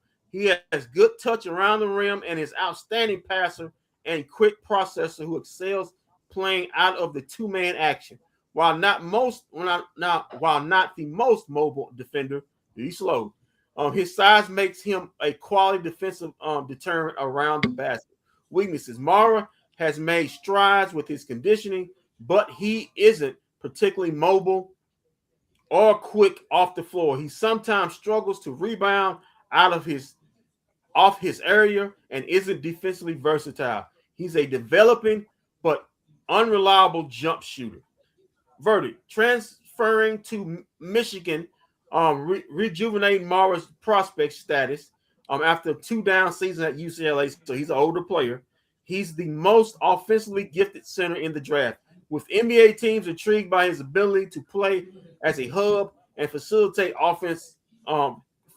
quality offense. He has rare skills.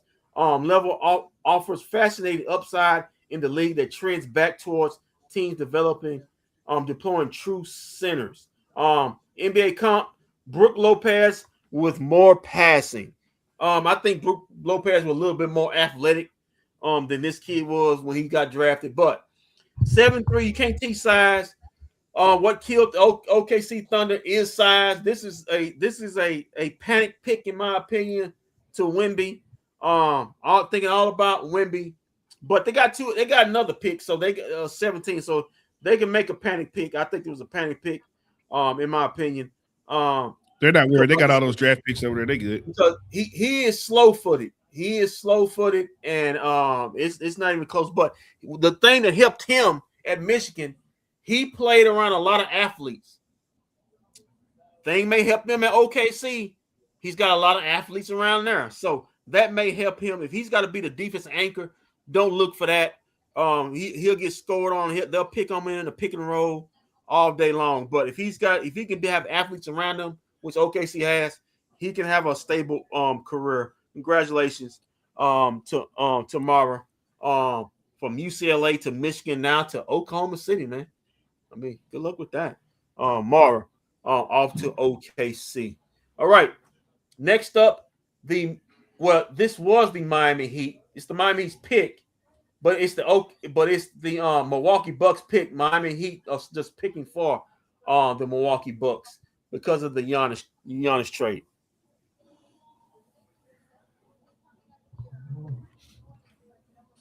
So here we go.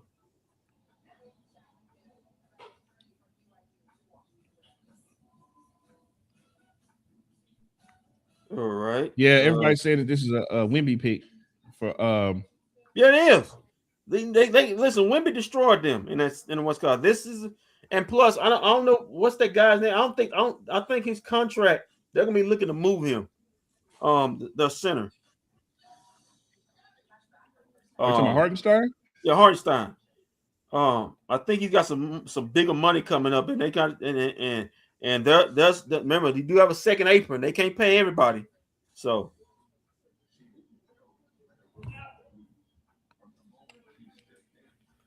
All right. For those watching on the screen, it's not snot on my nose. It's Fix Vapor Rub. I hope so, man. I hope so. I hope so. I wasn't gonna say nothing. I was trying to read. I wasn't gonna say that. I was just trying to avoid it until you say something. Oh man. As I'm still reading Twitter, Mavs fans for life. Listen, fun fact: Mavs rookie Morez Johnson enjoys Lego building. Instant current chemistry with Derek Lively the second because he loves Lego building. Morez Johnson says, "I'm very grateful for the opportunity and excited to do it with my coach." He averaged 13 point. He averaged 13 points, 62.3 field goal percentage, 7.3 rebounds, 1.2 assists, 1.2 blocks during his sophomore season at Michigan. So we got that. Any more?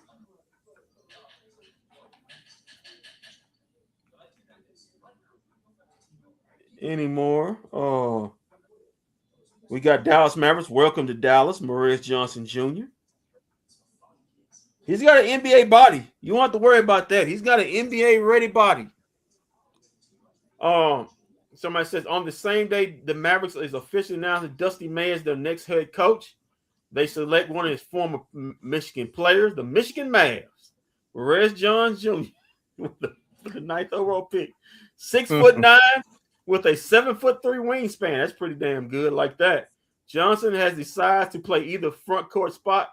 He's the typical big physical player. Masai has tended in favor in the draft over the years. Yes, that is true. He loves big forwards with size.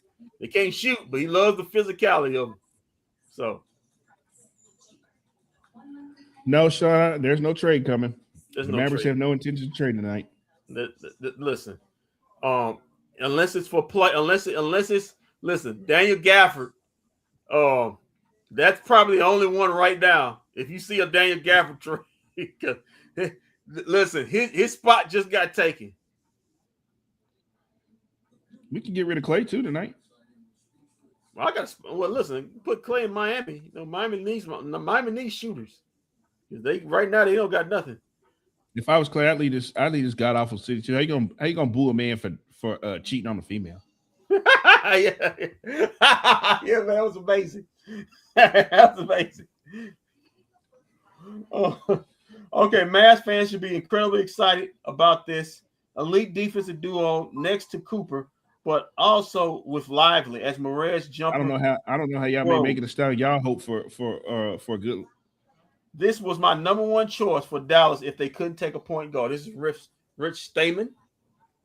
Likes to pick. So here we go.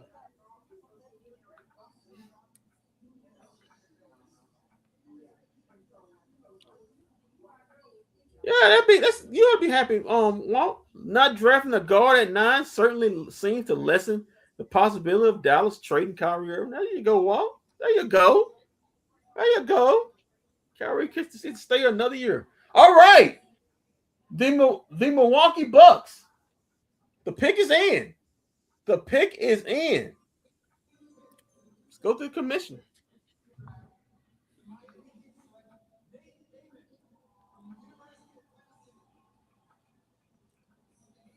All right. 1 second. Oscar Robertson is in the building. Always great to have him here, a Hall of Fame inductee. So you're going to see that it is the Miami Heat that is on the board here, but really remember this pick is on the way to the Milwaukee Bucks. Miami hat, Milwaukee Bucks contract. With that, let's send it back to the commissioner, Adam Silver, to see who the Milwaukee Bucks select.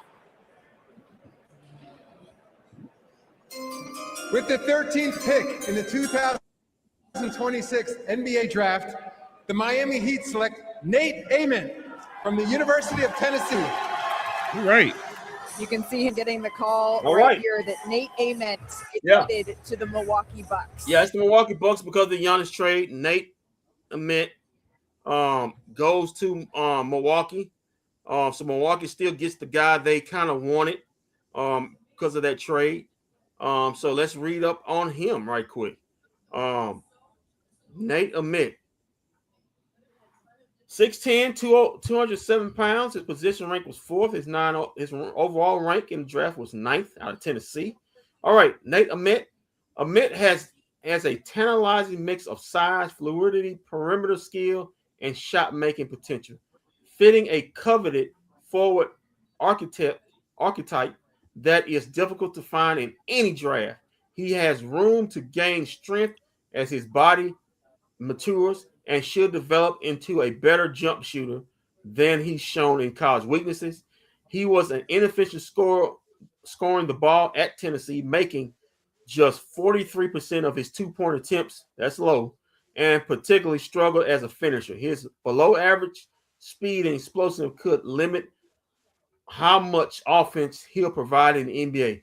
He is also little stiff. He's a little stiff defensively for his size, so he's a Matty. Okay. All right, let's stop it, guys. He's not a Matty.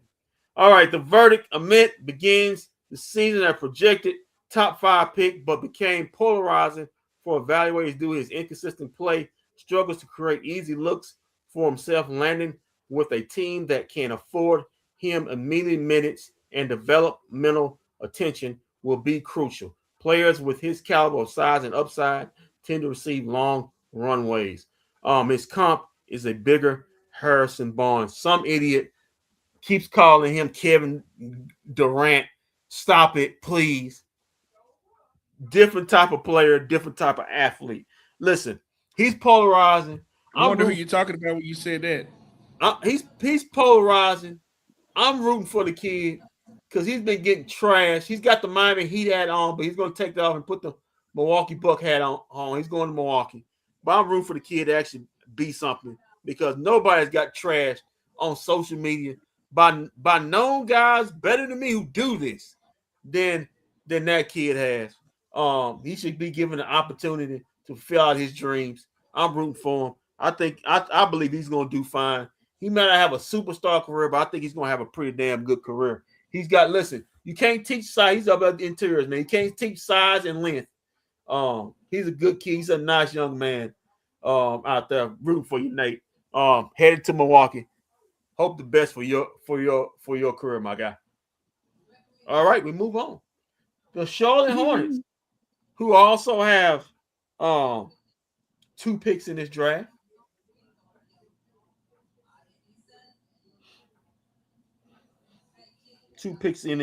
Let's go to the best available. Haynes Steinbach is the best available. The guy from Wolfsburg, Germany, the same hometown as Dirk Nowitzki. Karim Lopez, kid from Mexico, the highest best prospect Mexico has ever had. Christian Anderson Jr., guard out of Texas Tech. Alan Graves, forward out of Santa Clara, the sharp shooting forward out of Santa Clara. LeBaron Fallon Jr., twitchy point guard, Alabama. Chris Sinek Jr., out of Florida from Houston. Bennett Sturts, the all-around shooting guard out of Iowa. Cameron Carr, the all-do-it wing out of Baylor. Jaden Quintance, forward out of Kentucky. DeLon Swain, guard out of Texas. Ibuka Okoro, Okori, guard out of Stanford. Isaiah Evans out of Duke.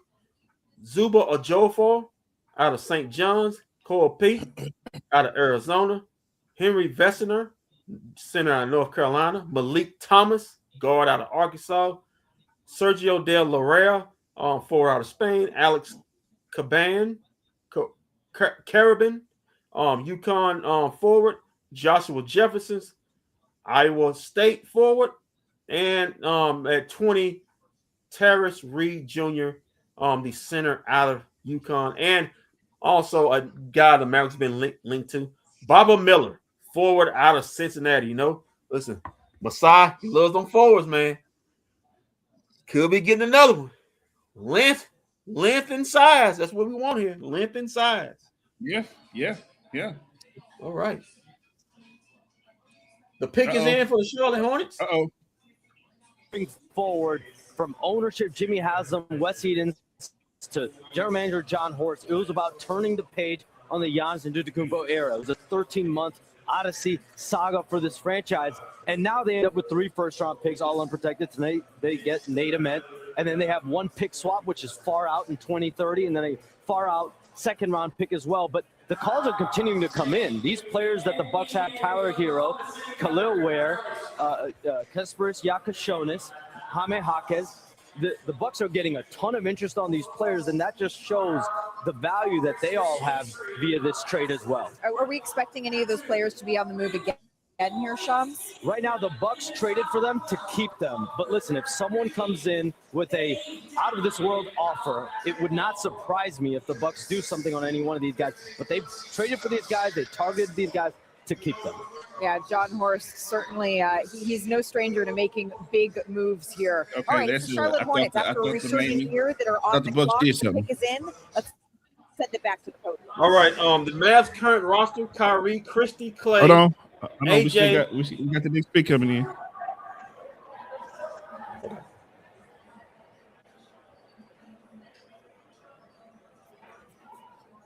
We have a trade to announce. As part of a deal to be finalized later, the Miami Heat are trading to Milwaukee Bucks the draft rights to Nate Ament, the 13th pick. Yeah, that's the Giannis deal. And with the 14th pick in the 2026 NBA draft, the Charlotte Hornets select Steinbach. The Milwaukee Bucks. From Lord Germany. The idiot should have said it while he was doing the last pick. I mean, what an idiot. I mean, you say that why the pick is actually there. I mean, good God. All right, let me read this right quick. Dallas still has this was from all things math. Dallas still has the 30th pick, and it's according to lots of reports are still looking to trade up from there. So Mavs still in trade talks to move up from 30th. Yeah, let's do it. Let's get out of here early.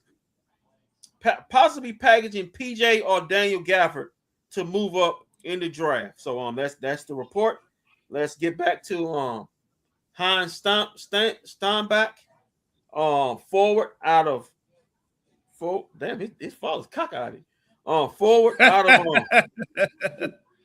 She didn't see that one coming.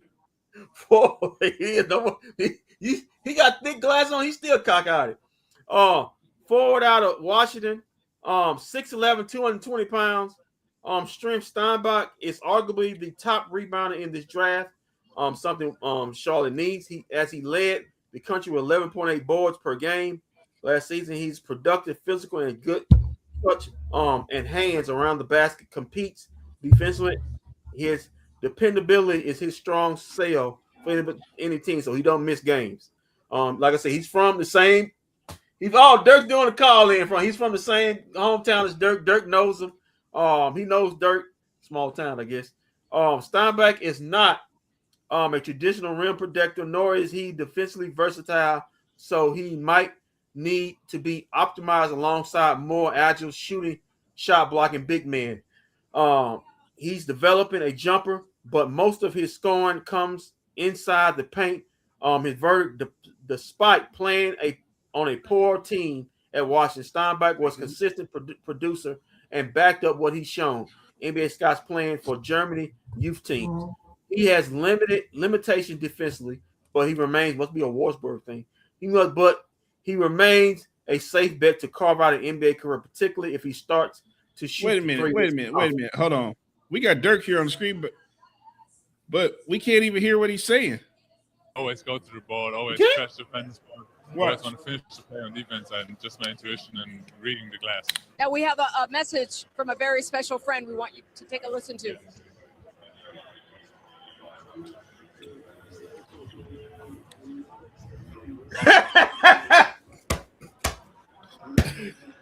Come on, man. You do a top 6 score all time like that. Come on, Mike.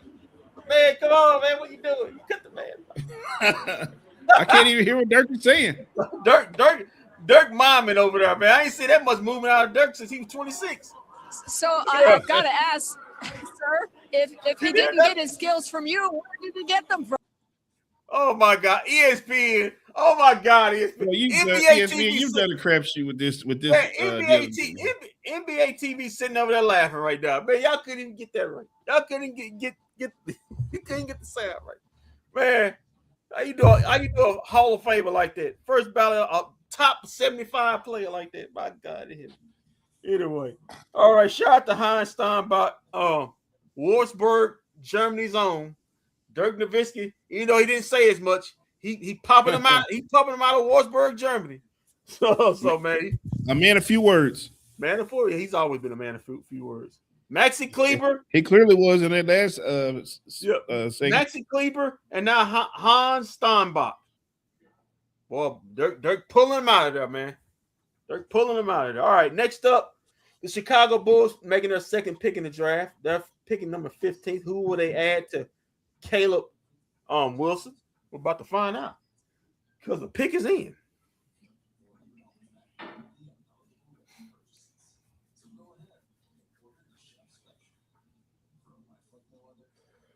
Oh man.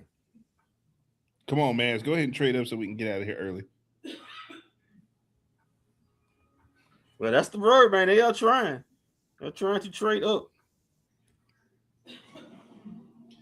Who's gonna be the sucker? Come on, man, sucker. How you gonna do PJ or Dan Gafford like that? Because whoever is gonna be PJ or Dan Gafford, they be taking. No, I'm just talking about who's gonna be the sucker that's gonna let us move up. It may be OKC because they've been wanting PJ Washington. They've been feeding for him, and I'll let the dreams come true. Go ahead, take PJ Washington.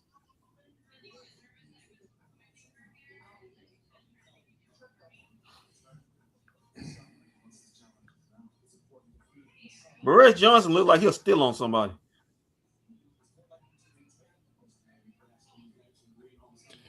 Oh, we got to fight. Well, we got to fight. With who? Golden State Warriors owner Joe Lacob and general manager Mike Dunleavy appear to disagree on what to do with the number 11 pick. They had a disagreement in the room. Oh, man. Oh, Dunleavy's going to be out of a job, man. He didn't do a good job when he was there anyway. Yeah, man. I guess somebody didn't want Yaxel. Somebody didn't want Yaxel. I'll tell you what. We'll give you 30 and PJ, and we'll take Yaxel. And then walk and get his dream. We'll be done.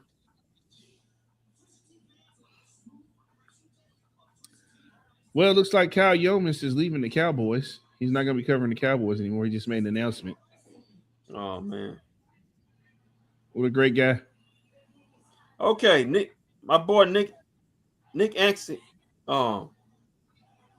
put the measurements on the combine between Morris Johnson Jr. and Bam Adebayo. Okay. They're trying to put that comp together. Morris 6'9", 73.5 wingspan, 250 pounds. Bam Adebayo 6'8", 0.75 inches height, 72.75 inches wingspan, 242 pounds. So listen, this guy turned out to be Bam Adebayo. Great on the Mavs. He's going to have opportunity. He's got his own coach there. Okay, the pick is in for the Bulls. I mean, is it? I mean, this guy Adam Silver, he's taking his sweet time by getting up here these days. Kendrick's got work in the morning. I mean, good Lord, Adam Silver, speed this thing up. All right, wow. We got our first shocker, in my opinion. I've already seen it. We got our first shocker. Okay.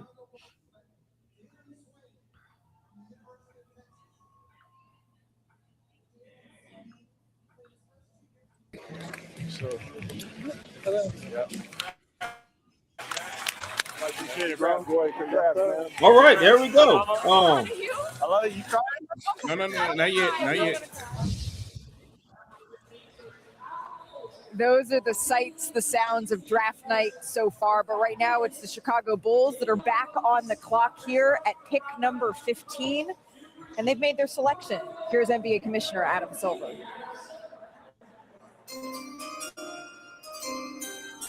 With the 15th pick in the 2026 NBA Draft, the Chicago Bulls select Dalen Swain from the University of Texas.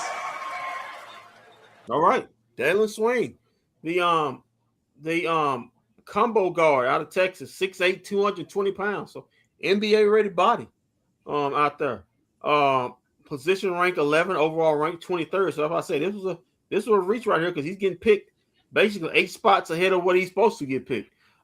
Pre-draft analyst strength Swain is a downhill scorer and straight line driver with the NBA portions and playmaking instincts.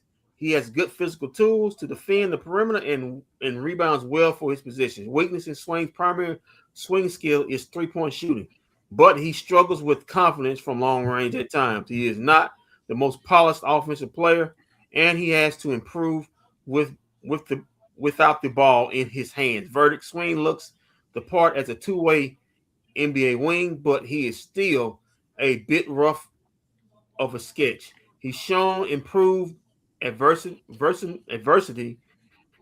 after transferring to Texas last season and showed up he can handle. He showed improved assertiveness. He showed improved assertiveness. What the fuck was this, Bruce?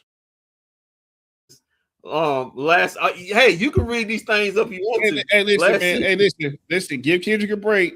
Adam Silver's taking forever to give up here and get these calls. It's he's wearing down. He's wearing down. Adam Silver, will you hurry up? Damn. Last season showed he can handle more of an offensive responsibility. Continue to improve his shooting will be critical for his chances to find a niche. All right. Yeah, man. Basically, he's a two-way wing, but his shot's still busted. We saw that at Texas. Oh, he's crying, man. He's man, listen, crying and happy, man. I'm happy for him, but his shot's busted. So they drafted they drafted 2 athletes on the team with Caleb and Dalen, but they're going to have to prove both on their shooting if they want to improve the Bulls. So Bulls still got a lot of work to do as far as getting shooting around them. But that's what we got for agency for. And possibly they can trade back in the draft or something. Who knows? But congratulations, Dalen Swan. Off to Chicago. Next up, number 16, the Memphis Grizzlies with their second pick in this draft. Who will they add with Cameron Boozer? I'm just throwing this out there, Kendrick. I'm just throwing it. Did you give up PJ and Dan Gafford to take Ja Morant? Well, I wouldn't have to add nothing else to it. I wouldn't have to have a pick to it.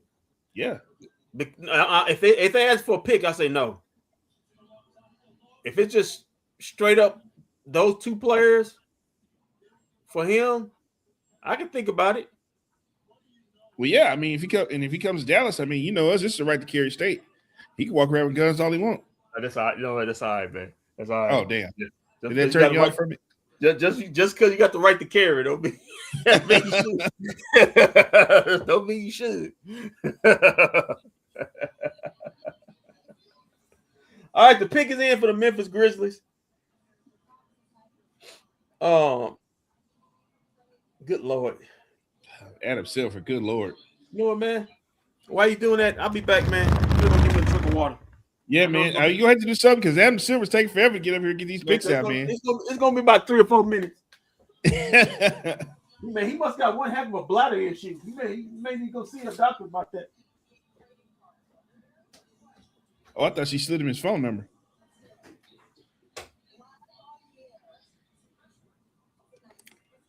Well, for those of you while we wait for Kendrick to come back, you hear the sound of my voice. We'll be back doing Dallas Wings broadcast Thursday as the Wings take on the Aces.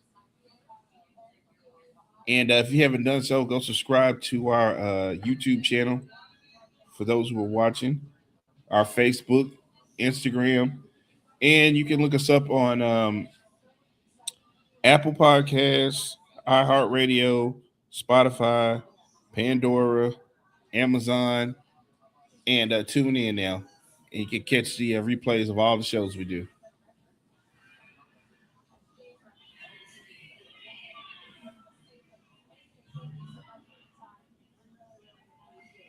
Uh-oh. We have a trade.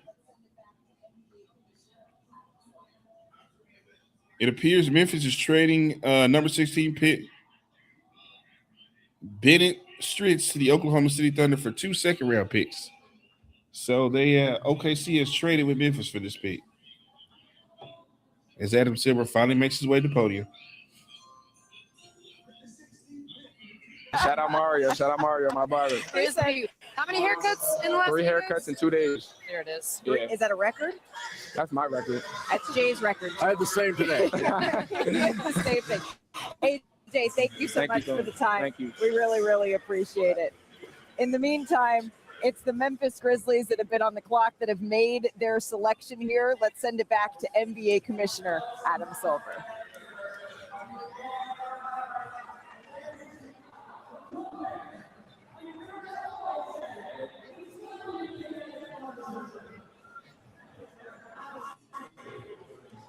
Jesus Christ, he's taking forever to get to the podium. Good Lord, Adam Silver. With the 16th pick in the 2026 NBA Draft, the Memphis Grizzlies select Bennett Sturtz from the University of Iowa. Bennett Sturtz has had such a unique rise to the NBA. He didn't receive any Division I scholarship offers. And we now know that this has been traded to the Oklahoma City Thunder for the next pick, whoever OKC takes.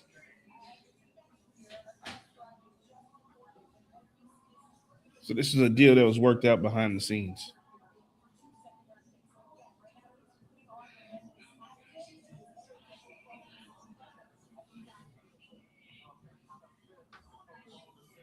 And for those of you who are just joining, the Mavericks at number 9 took Morez Johnson Jr., a Michigan guy. Go figure. As the new head coach, used to coach it at Michigan. Oh, is that who's that calling? Is that Newmont or Mark Cuban? Who's calling you right now? The trade may be in. Trade may be Yeah. in. Oh, yeah. While you were gone. Oh, okay. Who got picked? Oh, the kid from Purdue. So OKC and Memphis made a trade. So whoever OKC picks is going to Memphis, and the Memphis pick is going to OKC. Okay. All right. Let me look this up. Get my thing. Okay. I'm reading it. Trade summary. Okay. Thunder get Bennett Sturtz, the shooting guard from Purdue, and Grizzlies get 2 seconds round picks. Okay, well, all right.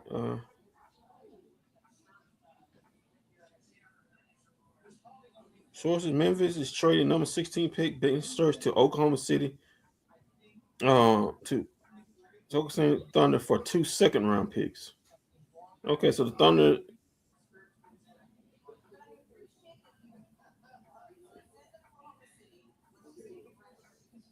So Thunder get 2 second-round picks. I don't understand that why we get 2 second-round picks, but yeah, Bennett Sturtz on his way to I guess OKC. Yes.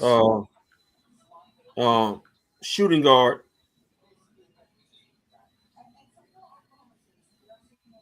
Um, 6'4", 190. Sturtz is one of the draft's better shooters and polished ball screen operators. Those skills translate successfully as ascended to the college ladder from D2's Northwestern Missouri State to Drake to Iowa. So he's an older player. Go ahead. He should be able to impact the game offensively right away. Weakness: he lacks optimal burst strength for NBA ball Thank you, handling. Anna. Sometimes struggling to get clean separation off a dribble. There's also been concerns his lack of athleticism defensively. Iowa played a very slow tempo game, and he will have to adjust to a faster NBA. So yeah, Bennett Search, shooting guard out of Iowa, heads to OKC. All right, next up is the, I guess it's the OKC Thunder again. So they didn't trade their pick. They traded 2 second-round picks to Memphis.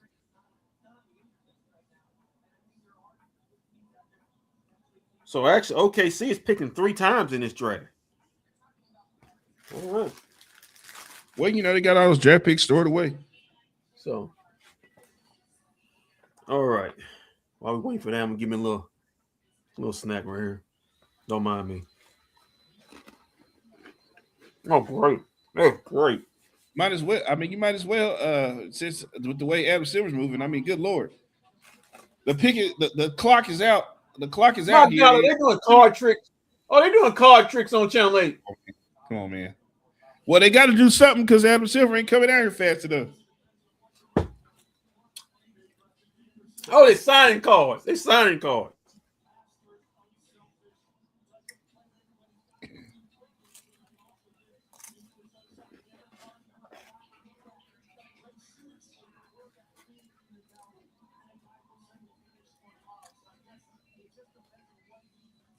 My God.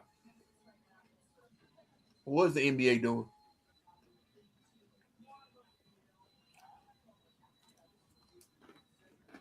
Okay.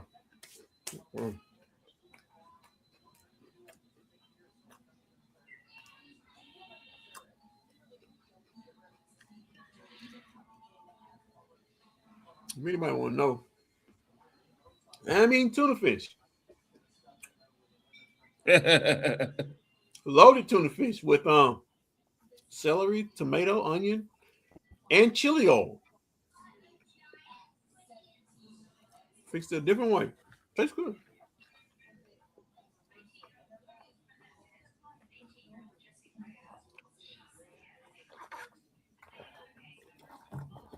Okay, so OKC made the pick. No, my Lord, the clock done ran out. What are we doing? Oh, you on ESPN, right? I'm on Channel 8. I'm on ESPN, but the clock is out. The pick is in, and Adam's still sitting out here. What is he doing? Adam Silver, it's time. Man. It's time, man. Need to get somebody out there younger. It's time. All right. He's waddling out there. Is he finally coming out? Good Lord.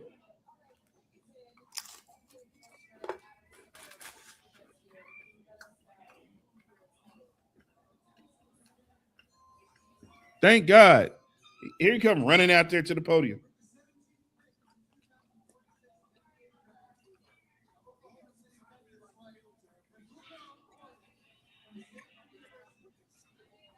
Up would be LeBaron Philon of Alabama, a guy who averaged 22 points a game, really dynamic in screen roll situations, great in transition. Great glasses. Yeah, so many guys have eye problems in this draft, but very stylish. Either eye problems or they have a sense of chic, one of the two. Yeah, however you want to put it. All right, the pick is in. NBA Commissioner Adam Silver back with us here to let us know where it's headed to the Memphis Grizzlies. Man, blind. With the 17th pick in the 2026 NBA Draft, the Oklahoma City Thunder select Ebuka Okori from Stanford University. Wow, Okori, the ACC scoring champion. Okay, so he's off to Memphis. Yes. So he's off to Memphis. Due to a trade. Yeah, so what that means is John Morant, we'll see you win. Your talents for the murder capital of the country. As much as Memphis wants to try to trade John Morant, I think they're just gonna have to buy him out. So Ebuka Okori. Nobody's gonna give you anything for John Morant. You're just gonna have to Yeah, that's what I'm saying. People been telling you have to catch a pick if you want us to take him. That's what I've heard. Yeah, you have to pay me for doing you a favor for taking him off your hands. Okay, Okori is an elusive guard who plays low to the ground. He's a point guard, changes pace effectively, and has good feel for getting to his spots. Although he is on the smaller side, he's 6'2", 185. He can be a disruptive defense. He has a long wingspan. Weaknesses: he is small and slight for a lead guard, and there are questions around what level of passer he will be in the NBA. While comfortable shooting from deep, he can be streaky on threes. Verdi Okori was a surprise one-and-done player, riding a wave as a strong freshman season into the draft at Stanford. While his skill set may project more easily as a second unit playmaker, the shot creation he's shown as an 18-year-old freshman was no less impressive. He's shown considerable knack of scoring and vaulted himself into a first-round pitcher. He's a microwave oven. From what I'm seeing, when he had that game against North Carolina, he shot North Carolina off the gym. He can put up points in a hurry. He's got a freaky handle, crossover handle. He got also a nasty headsy. Only thing about him, he is slighter frame, but he's got a long wingspan, so that should help him on the defensive end. But he is streaky at shooting. He can easily. The reason why Stanford wasn't that good of a basketball team, he shot them in games, and he also shot them out of games. So, as we get into this part of the draft, that's good and bad with all these players. But this indicates to me that my guy is not long for the Memphis world.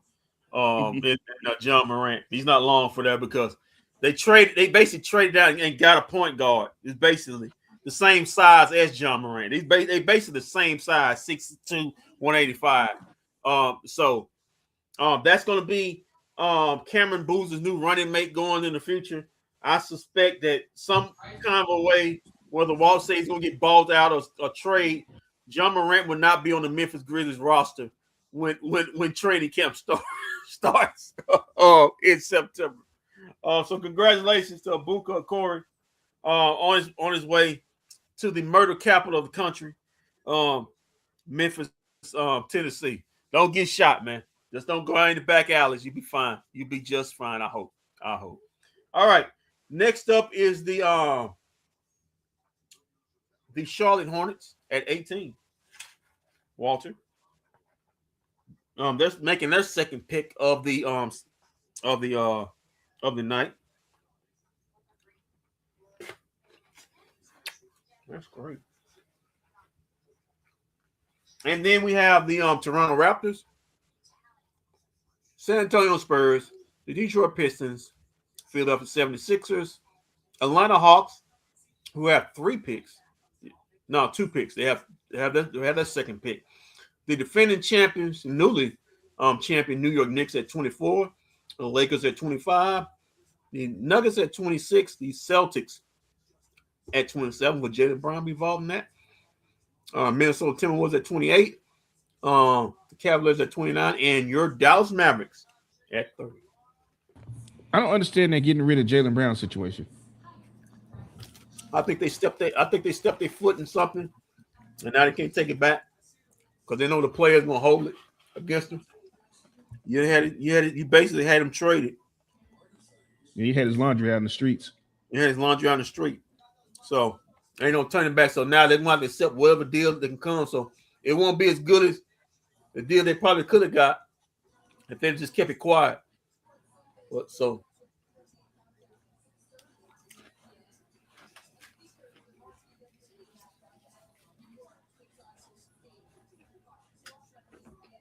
Uh-oh. Shout out to Lisa. Nightcap was saying Miami wants John out. Oh, Lord. Well, here's the thing.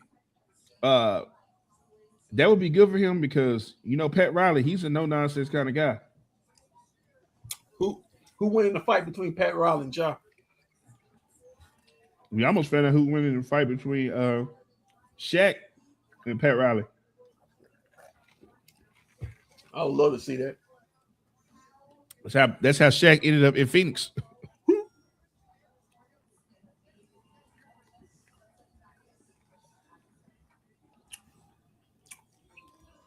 Okay, Charlotte, the pick is in. Let's get to it. All right, Commissioner, do your job, man. As for Golden State, that's at 7 o'clock. You can watch it on ESPN, Disney Plus, and stream it on the app. And the NBA's next generation takes center stage at Summer League in Las Vegas. Catch every game live across ESPN and Prime. That's beginning on July 9th.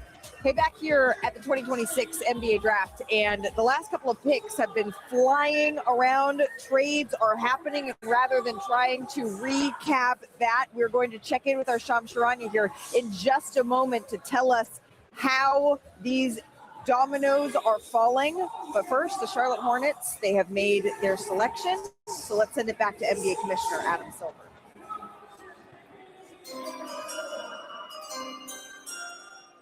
With the 18th pick in the 2026 NBA Draft, the Charlotte Hornets select Christian Anderson Jr. from Texas Tech University. Hey, Christian Anderson Jr., Texas Tech, 6'3", 178. Position. Shout out to Texas Tech. Yeah. Hey, Red Ryder's been doing good at sports on these past couple of years, man. 7 position that rank. Brandon Sorsby guy. No, he's got to win. Too bad the quarterback not getting drafted. You know, and he did it to my coach out of Cedar Hill, Joey McGuire. 16 overall rank. Strength. Christian is an outstanding three-point shooter, savvy pick and roll navigator. Anderson is a polished offensively and capable of managing a game and making defense pays from long range. He's comfortable with and without the ball, and he makes the most out of his size on defense. Weaknesses: Anderson is small for NBA guard and isn't explosive getting down here, limiting his ability to live in the paint. His below-average physicality profile will require continual skill growth as a finisher to compensate and shoulder a starter-level offensive workload. Verdict: Anderson proved he could be efficient with major usage in an expand role at Texas Tech last season. His feel for playmaking as well as his efficient scoring profile will give him a pathway into the NBA rotation. He is an intriguing long-term upside for an NBA team willing to look past his size. All right. Christian Anderson, like I said, I see him a lot at Texas Tech. Small frame, but like I said, he's a microwave, just like a Corey.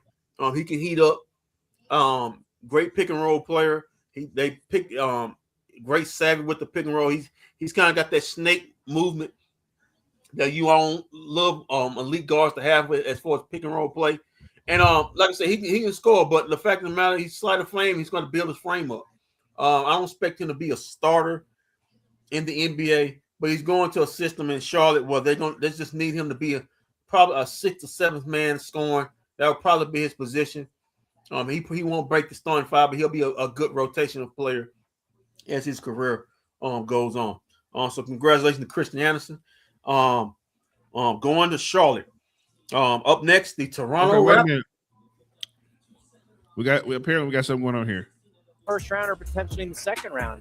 I talked to Christian Anderson, and he said 2 decisions have helped him be ready for this moment. One, staying in college. He told me the game felt so much slower to him this season at Texas Tech compared to his freshman season. But you mentioned him, Bobby, him playing on the German national team. He got called up. He played on the U19 team, got called up to play with the German national team.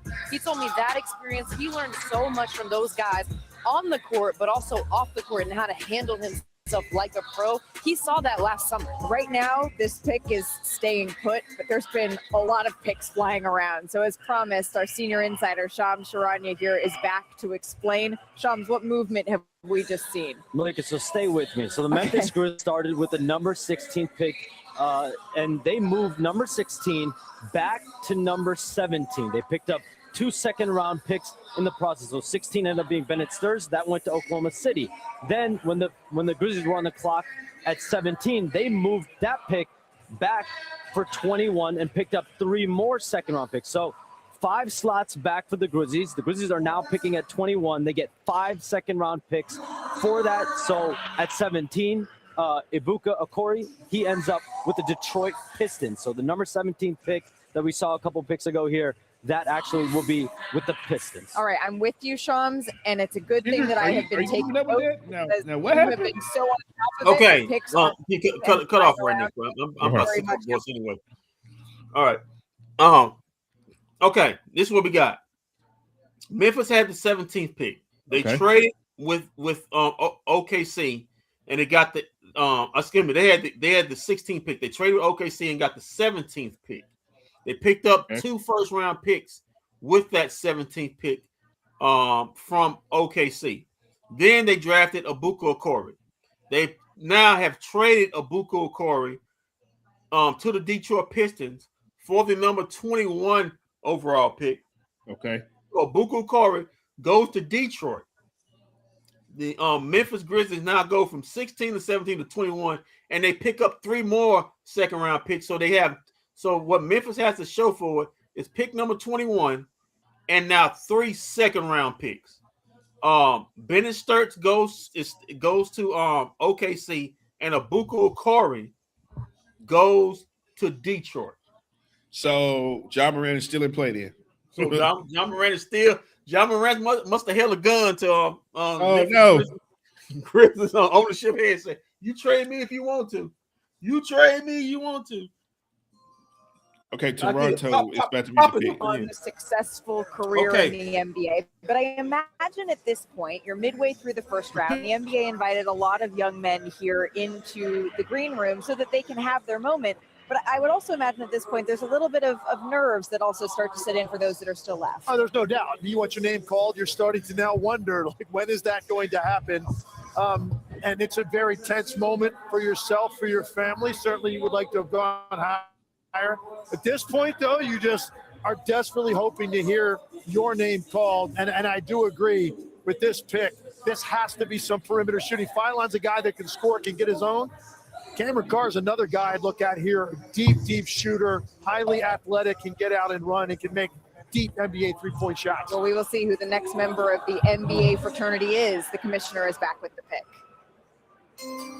With the 19th pick in the 2026 NBA draft, the Toronto Raptors select Alan Graves from Santa Clara University. Santa Clara has had several. And this pick is staying where it's at, right, Kendrick? Where it's at with to be continued. All right. 6'9", 225, Santa Clara. He's a sharpshooter. Position ranked 9th, overall ranked 17th. Pre-draft analyst Alan Graves. Graves' college production has popped heavily in the NBA analytics models due to his well-rounded play and connective supporting role at Santa Clara. He's a smart passer who's comfortable on the perimeter. He made 41% of his threes last season. That's pretty damn good. He has a good defense awareness that helps compensate for his lack of quickness. His lack of ideal foot speed and explosiveness for an NBA player, which limits how he can create his own shot and muddles his projection on defense. He's a capable but somewhat mechanical outside shooter at his range. Verdict: the nonsense between Graves being exciting analytics and projection and occasionally underwhelming eye test makes him an interesting prospect.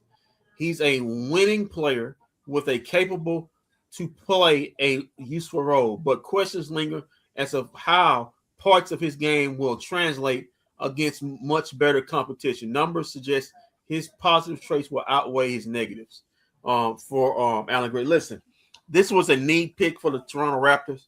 We know the Toronto Raptors, formerly managed by Masai, didn't have any shooting on it as well. This guy is a straight up shooter. He's a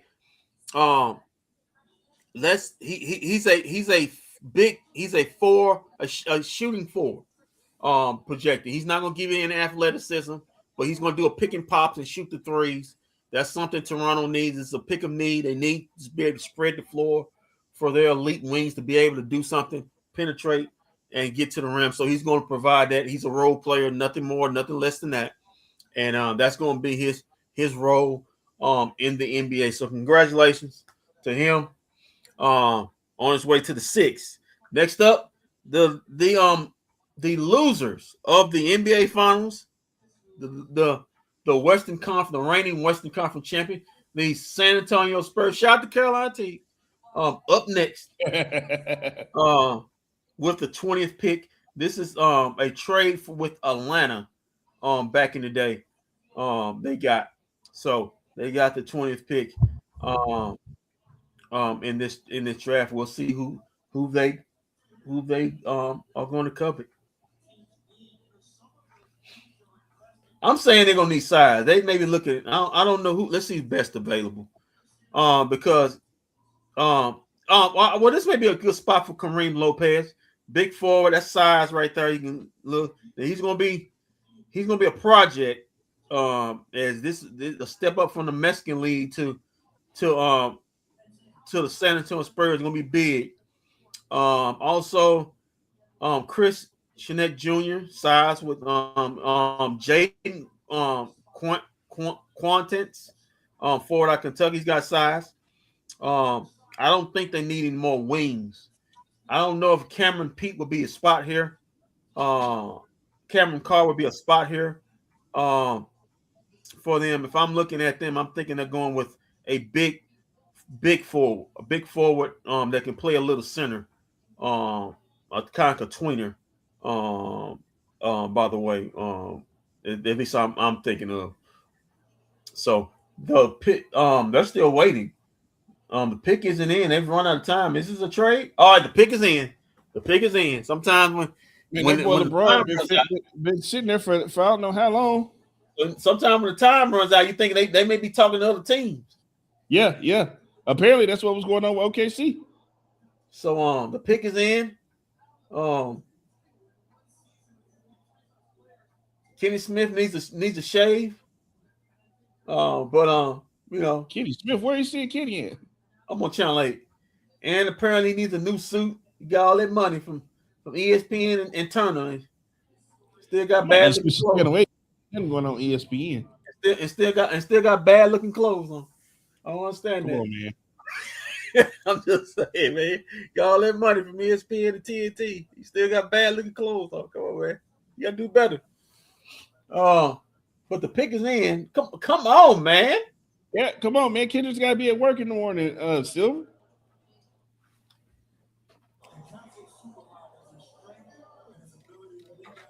Yeah, let me get over here because this will not be LeBron Fallon. Nobody's on the phone. Only time you see somebody getting picked is they're on the phone with somebody. So this will not be a LeBron Fallon. I think, like I said, if the Spurs were smart, we know Wemby would woe down as people beating on him in the finals, and especially in the Western Conference Finals. His body wore down. They're going to have to find a backup, a replacement big to go behind him, or someone with size. They had a bunch of basically Wemby and a bunch of small forwards around him. They're going to find a power forward somewhere. I'm thinking this may be Kareem, the kid out of Mexico. 6'9.5" with shoes. Kareem Lopez. All this could be Chris Shinnett Jr. 6'11", forward out of Houston. That's what I'm thinking. But we're still waiting. You know what, Walt? There's some good news to this. Next year, the Mavericks don't have a pick, so necessarily, we don't have to do it. Yeah, we don't. We don't. Next year, they don't have a pick. So.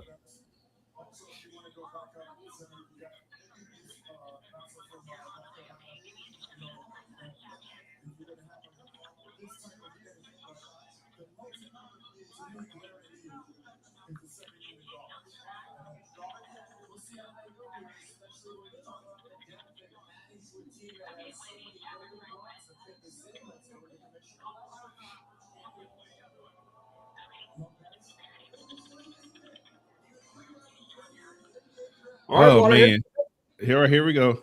And I think a lot of people thought, hey, foregone conclusion, whoever wins that game wins an NBA title. The Knicks had a lot to say about that because they had found perfect chemistry at the right time. San Antonio Spurs, this is going to be a difficult rotation to crack. Now, look, Dylan Harper went into this situation a year ago. Expectations weren't there. He found a way to crack it. This is going to be tougher for this pick. Yeah, iron sharpens iron in the San Antonio Spurs locker room, and their expectations, led by Victor Wembanyama's expectations of himself, are high. The pick is it. With the 20th pick in the 2026 NBA Draft, the San Antonio Spurs select Jaden Quaintance from the University of Kentucky. All right. Jaden Quaintance, he measured at 6'9" without shoes, but he is one of the longer reaches in this draft at 9'1" rather. Bobby, really good defender, Big 12 defender at Arizona State. Yeah, let me get her off. Lord Jesus. Yeah, Jaden Quaintance, because she don't know a damn thing what she's talking about. She's just reading off a prompt. Quaintance, 6'10", 6'9" with shoes, 6'10". No, I'm just telling the truth. You can ask anybody, even the women around there do shows with it. 6'10", 255 pounds out of Kentucky. 6'9" with shoes, 11th position rank, 22 overall rank. You thought the Spurs would go with this. They need a backup big to go behind women, somebody with some girth and size. And he provides that. Quaintance is a powerful athlete with excels length and great defensive upside. He has the tools to excel as a play finisher and rim runner, capability to play above the rim and bullying weaker bigs. Weakness in Quaintance doesn't shoot from range and offers much skill upside on the offensive end. He's undersized for a center, though he has great length. I would say he has a long wingspan, 7'3" wingspan, I think. There is concerns about his health on his knee as he continues to work his way back from a February 2025 ACL injury. The verdict: if Quaintance can return to full health, he has all the talent to succeed as a rotational center. That's what I'm talking about, with a physical ability to outweigh the other warts of his game. It remains to be seen how his knee injury will impact his place on draft boards, but he's an obvious first-round talent if he gets back on track physically. So, like I said, he had the knee issue, but he's 6'10" with shoes, has 6'7", a 7'3" wingspan, long arms. So he's going to provide, if healthy, that backup center, and also can play a little physical. He can maybe possibly push Wemby to play that stretch 4, stretch 5, while he plays that hybrid 4-5 inside. That way, women don't have to get beat up with this slider frame. So, good pick by the Spurs. Congratulations to Jaden, and see you in San Antonio, man. Congratulations, Carolina T. So up next for the is the Memphis Grizzlies. The Detroit Pistons will be picking this pick, but this pick will belong to the Memphis Grizzlies. All right, Good as luck. we go here, we're 9 picks away from the Mavericks. 21. They have like I said, the Memphis Grizzlies at 21. Detroit will be picking for them. 76 will be picking 22nd. Atlanta will be picking 23rd. New York will be picking 24th. The Lakers 25th. Denver 26th. Boston 27th. Minnesota 28th. Cleveland 29th. And the Dallas Mavericks will be picking 30th.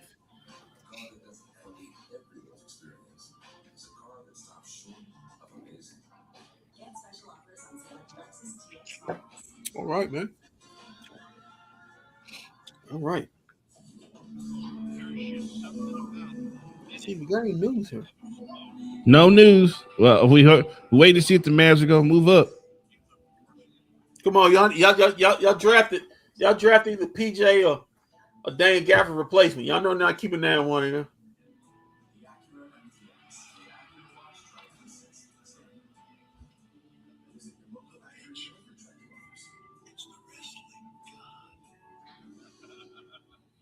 Kurt Henderson's all on drafting Cam Carr. He wants Cam Carr.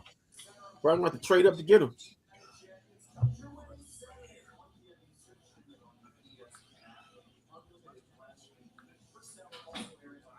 All right, the pick is in for the Memphis Grizzlies.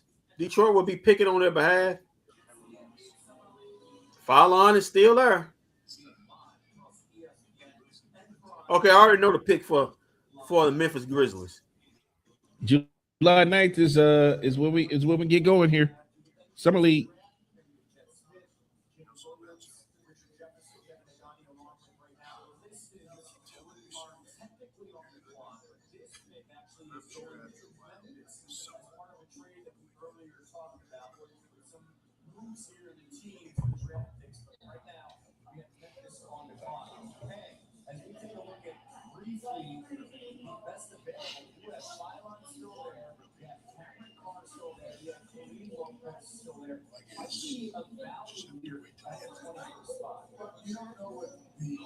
All right, the pick is in.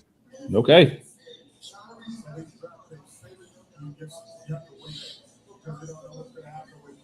All right. Got that in. Yeah, this broadcast is way better than what I was listening to. Okay. All right.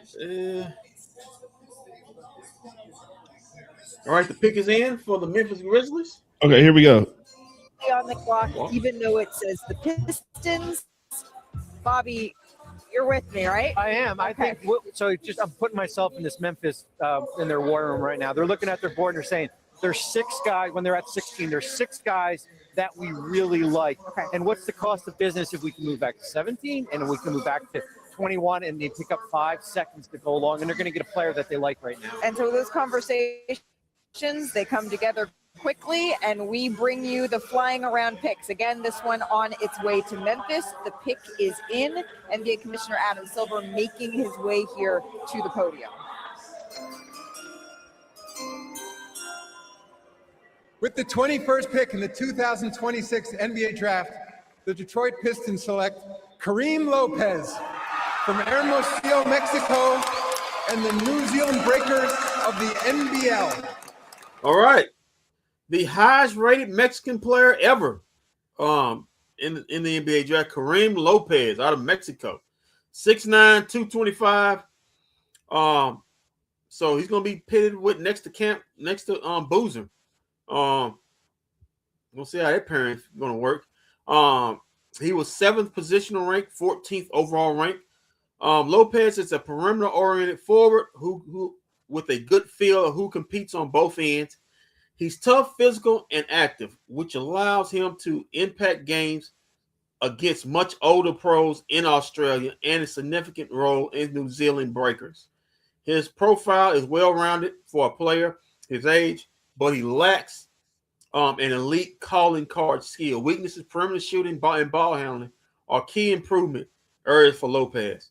To have a path to create his own offense, he is a solid but non-elite athlete at his position. Verdict: NBA teams expect Lopez, who spent the past 2 years in the NBL, to be the first international prospect off the board. His game is unflashy and diverse for some scouts, but he offers versatility and strong intangibles as a player who can help mesh lineups. He has a developmental upside long-term at the 4 if his shooting and ball skills come along. Basically, he'll be a rotational player. He'll be a rotational player behind Cameron Boozer. That's probably what his hub's gonna be.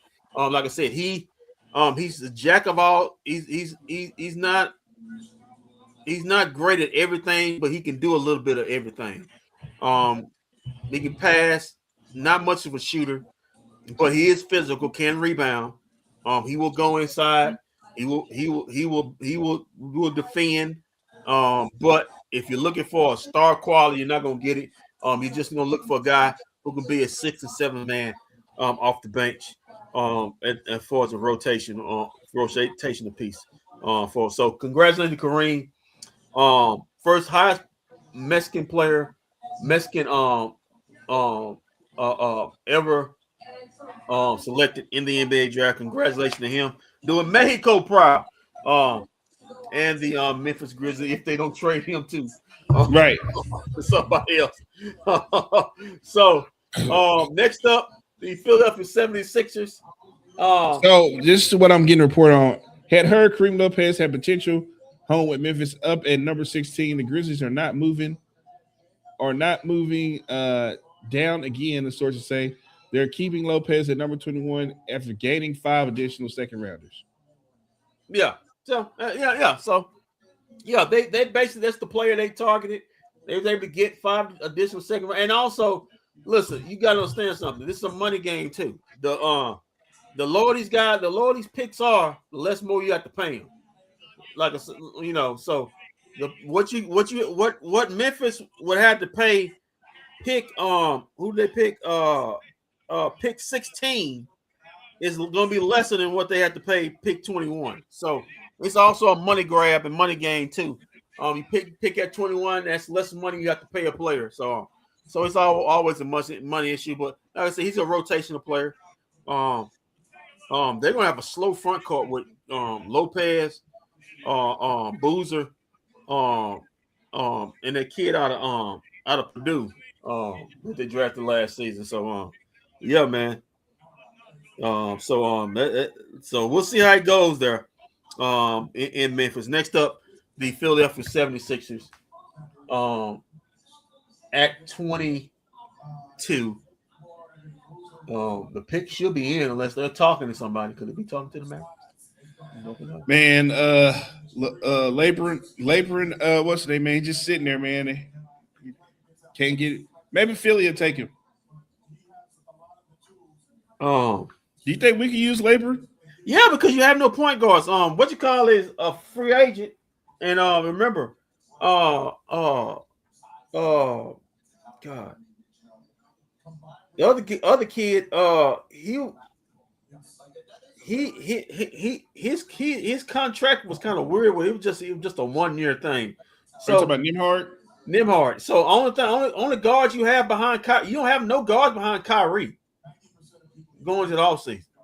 You have no guards. Take him. You have no point guards behind Kyrie. That's nothing. I'm sorry, it's LeBaron. Let's take LeBaron. Follow, yeah. So that's let's move up and get him. I know why you want to move up again. You want to get up out of here. No, I'm just saying. Let's move up and get him. I don't think he'll fall to us. Well, all things math, go get me follow on that. So it's a lot of people want follow on now.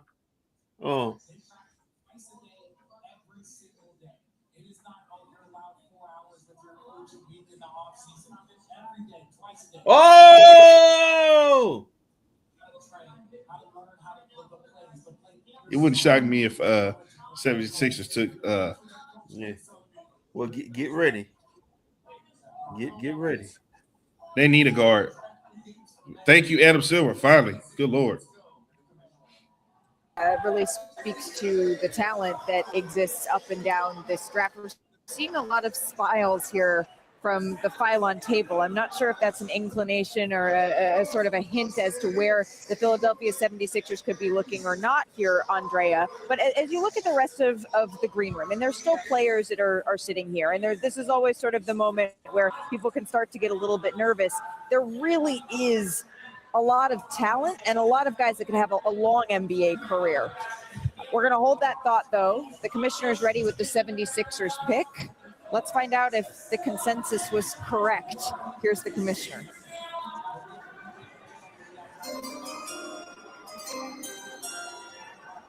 With the 22nd pick in the 2026 NBA draft, the Philadelphia 76ers. Oh, come on, man. Select come on, Phylon Jr. from the University of Alabama. Come on, man. It's been a long time. It's been a long night for you too, huh? Come on, man. Come on, man. All right. LeBaron Phylon Jr. Wait a minute. Adam Silver. Wait a minute. He holding you up all night from going to bed. Now he come out here stumbling. Stumbling all. That's what you get. Hurry your ass up, man. Get these picks out, man. You look like you about had enough of this other night. Oh, shoot. Come on, man. Come on, man. LeBurn Fallon Jr. Like Jr. 6'4", 185 out of Alabama. Position ranked 8, number 18th overall rank. Strengths: Fallon has an Excel handle, which allows him to change speeds and comfortably create his own shot.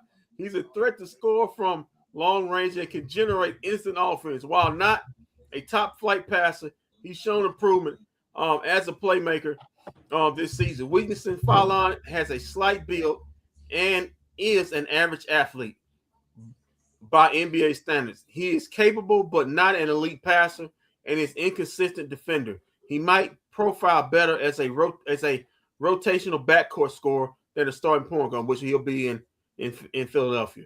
Verdict: Fallon made a good decision to return to Alabama a year ago, showing improvement across the board this season while stepping into a largest role. His pace and knack of scoring and punishing screen coverages give him a pathway to the NBA, particularly if he can take his passing to another level. Yeah, he'll be a backup guard at Philadelphia. That's probably that'll be what his role is, because their backup pretty much set. Backcourt set pretty much set. So it's a good spot for him. You don't have to come in have anything leveled on him. He can come in and just do what he do, be a scorer. Come in and do a change of pace. Come in and average 14 to 15 points a game. Be a change of pace player. Could get Tyrese Maxey some rest, because boy, nobody's played more minutes than Tyrese Maxey over the last couple of years. Mistake. I said that they need a guard, but I forgot they kind of guard heavy over there, ain't they?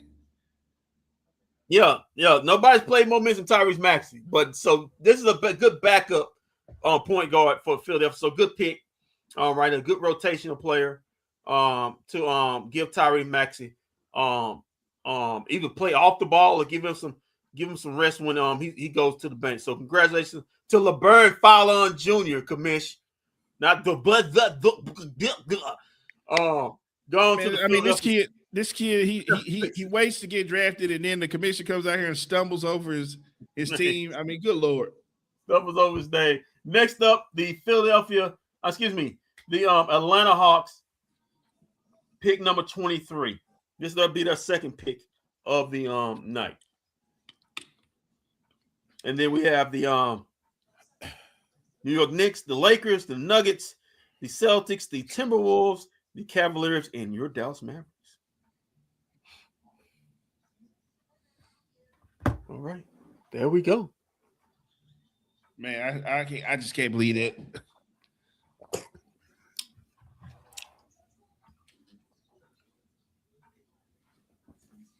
I just can't believe it.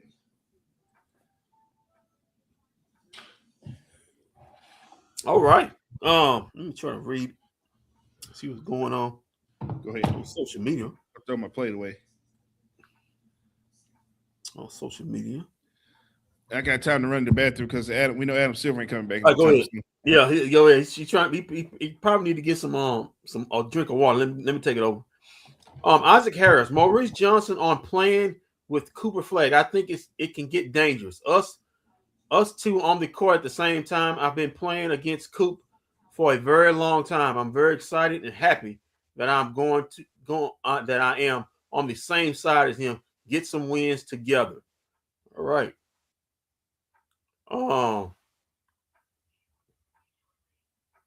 See, Coop is hype on his Instagram. Let's hear off something else. Kevin Gray, see if he's got something. Oh, it's still from Isaac Harris. Let's go ahead. Long Star Flag. I don't think he was happy with the pick.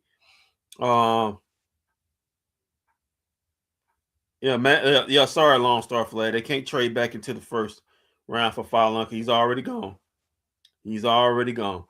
All right, let's go to, let's see who's else up here. All things Mavs. Anything up to date?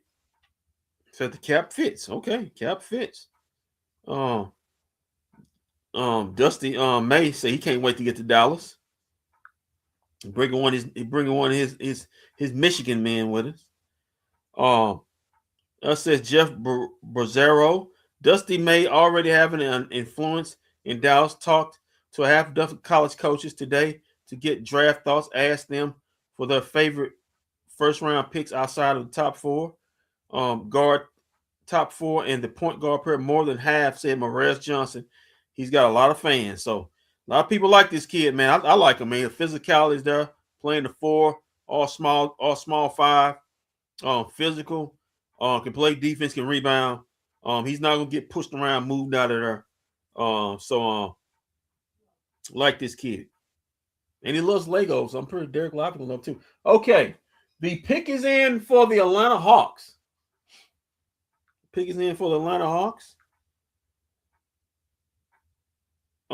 As the Atlanta Hawks, so I can get to it, are going to take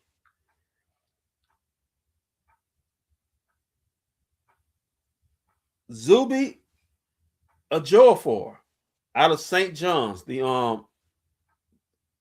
The forward, Your Bobby, 6'7" and a half, 245 pounds. Oh, I'm just reading off the pick. Seen them here tonight, but to fill out this roster, we saw them lose in the first round against the New York Knicks. What are you looking at this point? As we take a look inside their draft passport. Size.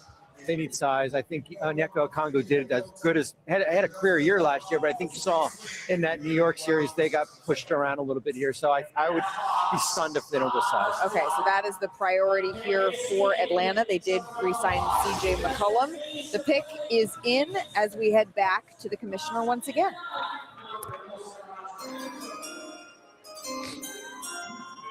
With the 23rd pick in the 2026 NBA Draft, the Atlanta Hawks select Zuby Ejiofor from St. John's University. All right. So Zuby. Kendrick, people are feeling that the Mavericks could have traded back and got the guy who they got. They'd had to take him at number 9. I disagree with that. I think he'd been gone, long gone, around about 13 or 14. He'd have been long gone. But they could have traded back, but you never know how this stuff goes. From what I'm hearing, a lot of executives saying, besides the top 4, they feel that kid was the most impactful player in that middle part of the draft. So, but it is what it is. But Zuby Ejiofor, 6'9", 245 pounds, out of St. John's, positional rank 12, 26th overall rank. Strengths known for his relentlessness as a rebounder and a defender. He plays as hard as anyone in the draft. He has a good motor for his size and above average passing vision, which gives him a role on both ends. Although he has excellent length, he's undersized to play center. He's still developing an outside shot, a skill that will make him more functional on the perimeter. Verdict: he was one of the best bigs in college basketball and became a favorite of Rick Pitino while spurring St. John's resurgence. His winning style of play, characterized by all efforts, makes him a good bet to find his way into a rotational role on a playoff team early in his career. So. The Atlanta Hawks needed size. They were kind of thin down there. They get not height, but they get size. He's got a long wingspan, 6'9", 245. So congratulations, Zuby.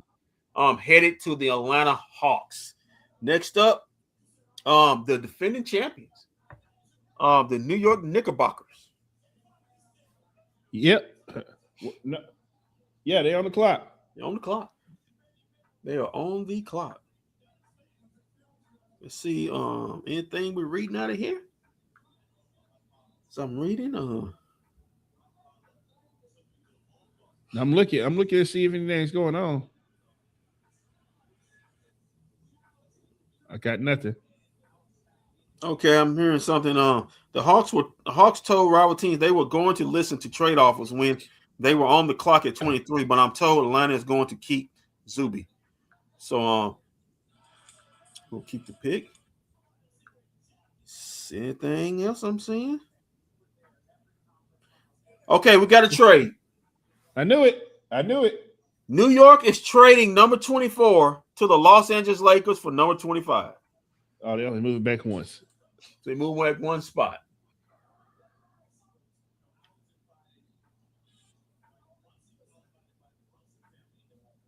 So we have a trade. So the Lakers will be picking. Typical Knicks. They put Spike Lee up there to the grandstand, and now you got to, and now they got to wait because the Lakers are picking. Right. Goodly.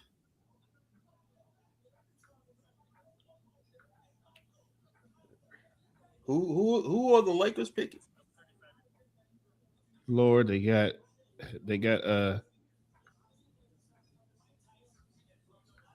Spike Lee up there with Kenny and them on a separate couch.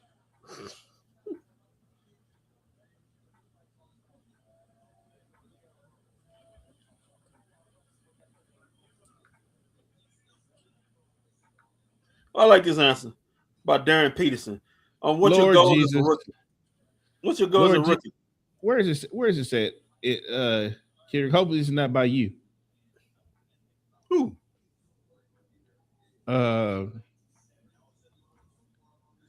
Crash happens Sunday.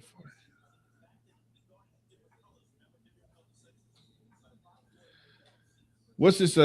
Mauriceville, Texas had the city had to go on lockdown because a truck spilled 24 million bees that it was carrying. No, that ain't me. That ain't me. No, yeah. All right. The Lakers got their pick. No, it's a doozy. Okay. The Lakers apparently they wanted this guy. Blossom midway through the season at Houston. And then Malik Thomas at Arkansas, who can really shoot it. I mean, we talked a lot about Darius Acup Jr., but that guy can shoot it just as well. And he can make a lot of difficult shots and terrific range. So I would say those guys. Then Koa Pete from Arizona, who's not necessarily a shooter, but a big, burly, strong rebounder and kind of middle game paint scorer. Well, the pick is in. I know we see the confetti, but again, this is headed to the Los Angeles Lakers. The Knicks will be picking after this. So for the Los Angeles Lakers selection, here's NBA Commissioner Adam Silver. With the 24th pick in the 2026 NBA Draft, the New York Knicks select Cameron Carr from Baylor University. All right, good pickup. Good pickup. The Lakers, you know what? Screw that center. Screw that side. We're going to draft us. We're going to draft us a 3-and-D wing. We need to get Luka a 3-and-D wing right here. What they need. See how Luka don't play defense. Cameron Carr, guard out of Baylor, 6'5", 175. Little light in the frame. 10 position rank 10. Overall rank 21st. Strength. Carr is a talented scorer and shot maker with deep three-point range. He's one of the draft's most explosive athletes and can play above the rim and finish. He's a good shot blocker and a wing and has room to become a solid team defender. Carr is still a streaky shooter who often relies on tough looks. He also isn't much of a ball handler. I don't know where Luke will take care of that. Or playmaker, likely confining him to an off-ball role. His defensive impact was inconsistent in college. The verdict: after spending 2 seasons mired on the bench at Tennessee, Carr broke out for transferring to Baylor, showing NBA caliber scoring upside amid a middle team. Becoming a more consistent all-around performer and tougher defender, he will be a key as a transition likely into a lower usage role. So, like I said, he's a 3-and-D guy. Can shoot the three. Athlete, can run the floor. And you need those guys around Luka and the Lakers. What the Lakers' problem was? Lack of athleticism. And so, but this guy brings player. But he's, like I said, he's going to have to build out that frame, but he's got the length and the size to be, if he continues to grow, to be a good 3-and-D ring. Next up, now the New York Knicks. I wonder who scared the Lakers so much that they had to trade one spot up to get him. Because somebody must have been calling. Could have been the Dallas Mavericks calling. Maybe so. I don't know. Because somebody had to stay to put the trade one spot up to go get you guys. So next up, we got the Knicks at 25, the Nuggets at 26, the Celtics at 27. The Timberwolves at 28, 29 is the Cavaliers, and 30, your Dallas Mavericks. All right. Let's see what we get. Spike Lee, boy. Spike Lee enjoying himself. Spike Yeah, he Lee get a lot more TV time than he. Do the right thing, Spike. Do the right thing, baby.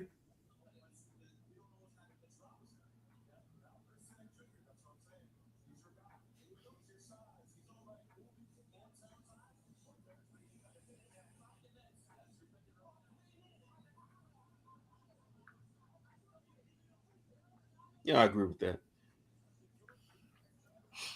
All right.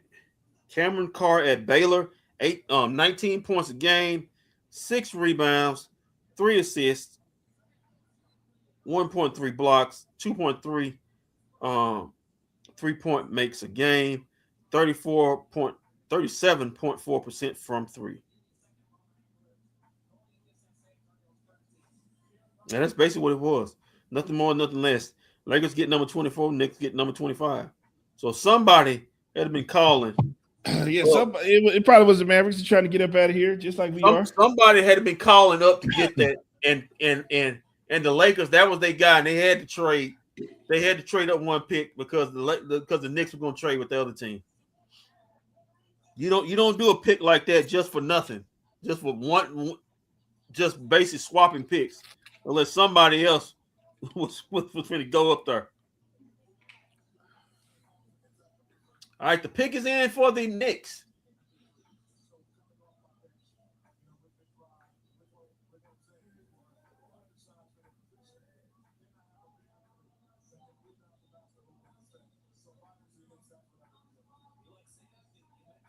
Okay. You almost home, Kendrick. With the way Adam Silver's calling this thing, he might be getting to bed by 10:30. It's 9:54 now. It's so sad. ESPN doing in production. It's really looking like they really didn't want to do this tonight. It was scheduled to be off by 10. It's 6 minutes. It's 5 minutes to 10, and we still got 5 more to go. I mean, this is why the NBA will never catch the NFL. This is the same mess. Why NFL get their picks out quick. They will never catch the NFL. Get Spike Lee. Listen, Spike Lee. And they got 6. And think about this, they got 6 rounds. Spike Lee, congratulations. Get your rusty ass off screen. I'm happy you got a championship. Get your rusty behind off thing, and so we can go and get this draft on. So the Knicks can go ahead and trade, and then you can get on up out of here. Spike Lee act like he played 53 years. Was Spike Lee born in Georgia? I thought you should be a Hawks fan.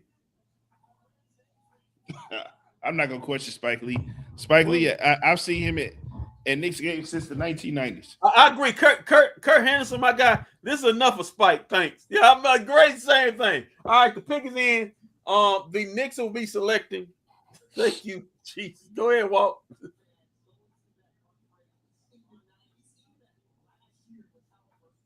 Koa Pete still available.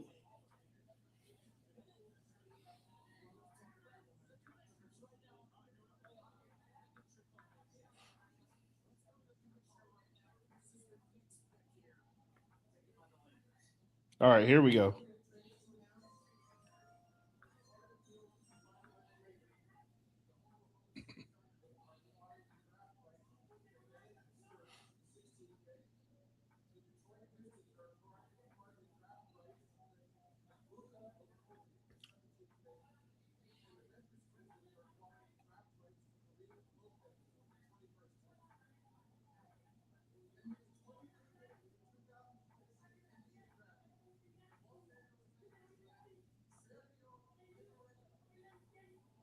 I think, as we said, there is a priority to get a big. Okay, so we have been talking about the Lakers. The pretty purple is behind us, but this pick right now is on its way to the New York Knicks. Here's the commissioner. First, we have trades to announce. As part of deals to be finalized later, the Oklahoma City Thunder are acquiring the draft rights to Bennett Sturts, the 16th pick. The Detroit Pistons are acquiring the draft rights to Ebuka Okori, the 17th pick.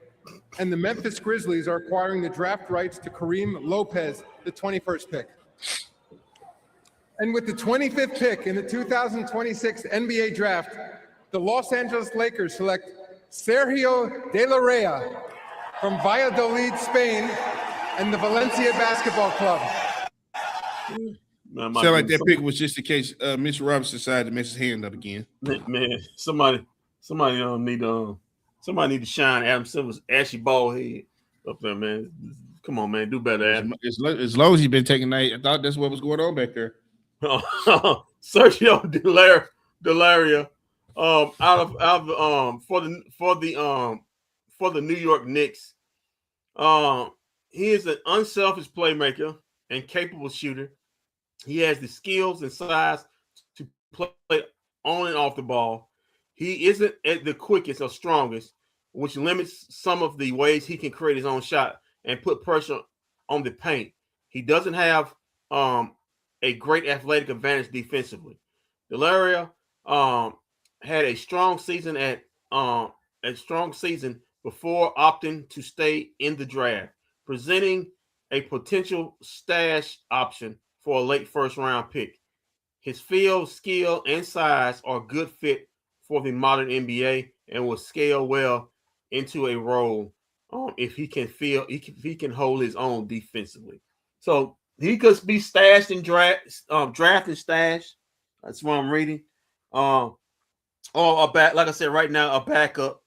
Because most of these teams are picking now are already set. The contending teams. So a backup role or draft and stash for Delaria. But like I said, he's got size 6'5", still smaller frame, but the length is there for him. Doesn't have the athleticism, the European players don't, but craft is all get out. So congratulations, Sergio, on his way to New York. You won't get a ring because you didn't win one, but you can stand over and watch the other players get theirs on ring night in a few months. So congratulations, Sergio, off to New York. Well, he don't have to go nowhere. One day, Sergio. Yeah, you have to go nowhere. So, but just don't eat the pizza from Confetti's over there on 26th Street. If you know, you know. If you know, you know. No, I think you're gonna have to follow up on that one. I don't need to follow up on you. You know. Picking 26 are the Denver Nuggets, 27th the Boston Celtics, 28th the Timberwolves, 29th the Cavaliers, and 30th your Dallas Mavericks.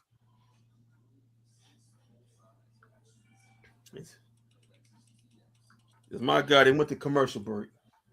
Jesus. Yeah, maybe get to bed about 11 o'clock tonight, Kendrick. This is the reason why they would never catch the NFL. Maybe on their best day.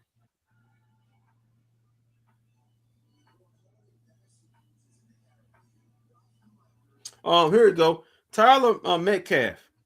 I love this for Dallas. I had Morez Johnson as the best big in the draft and a top 10 prospect since January.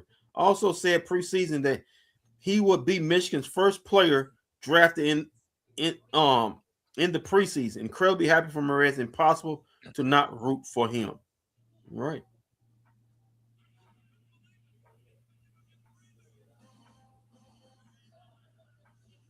I'm actually ready for summer league now.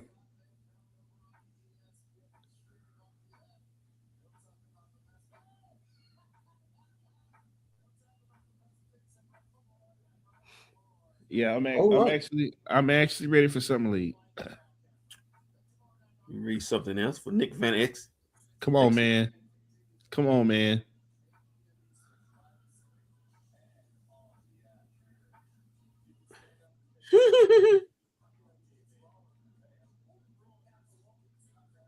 Okay, Carson Brewery. Morez Johnson to Dallas is by far my least favorite pick in the lottery. Just wow. Insane reach.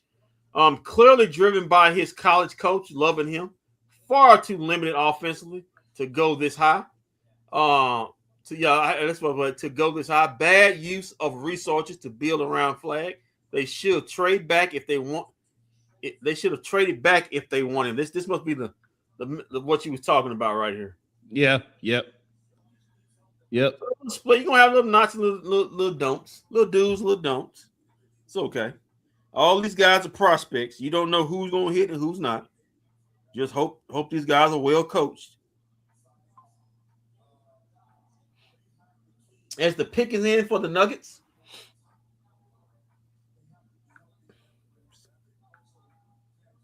Come on, man, Kenny Smith, man. You need to get better clothes on you, man. You got too much money. Too much money, Hal. Have bad fitting clothes on you, man. You got too much money. It seemed like people. It seemed like nobody showed up. I'm sorry. Well, it looked like everybody done left. Left the Barclays Center in Brooklyn. Ain't hardly nobody in there. I mean, might as well. Come on, man. They might as well. You're doing it wrong. What do you mean? They might as well. Adam Silver taking forever to come out here. All right, the pick is in.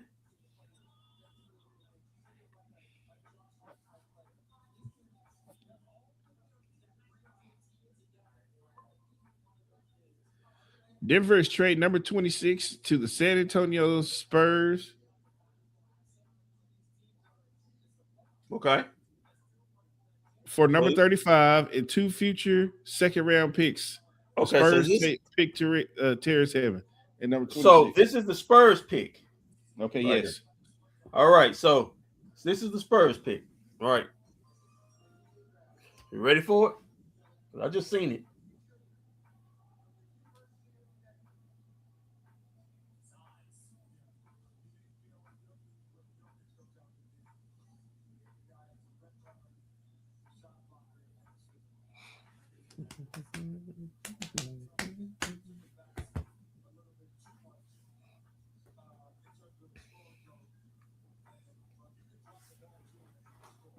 See.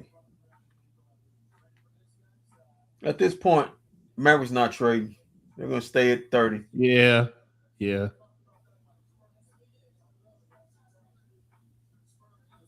Yeah, at this point. All right, so Nuggets receive 35 and 2 first and second round picks. Spurs receive the Nuggets pick. You want me to read it off? Yeah, go ahead. All right, the San Antonio Spurs take Tyrus Reed Jr., center out of UConn. So Spurs trying to get bigger. In the front court. Strengths: Reed is a rugged interior passer with good hands and touch excellent length with a sneaky passing vision. He's an active rebounder and holds his position well defensively.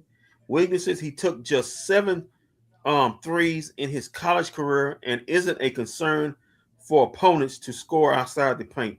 While he is a fit and agile for his size, he's naturally on the heavier side and isn't quick getting off the floor. Verdict: Reed puts everything together on his final college season and became an instrumental for UConn while turning himself into a draft pick in the process. He has something of a throwback skill set and has a chance to find an NBA home as a rotational center due to his physical strength and productivity and toughness. Yeah, rotational center. Basically what you have here. The Spurs with also drafting Jaden Quantance. They're trying to get Mo Beefy on the front court, seeing what happened to them. Basically got bullied by the Knicks in that finals.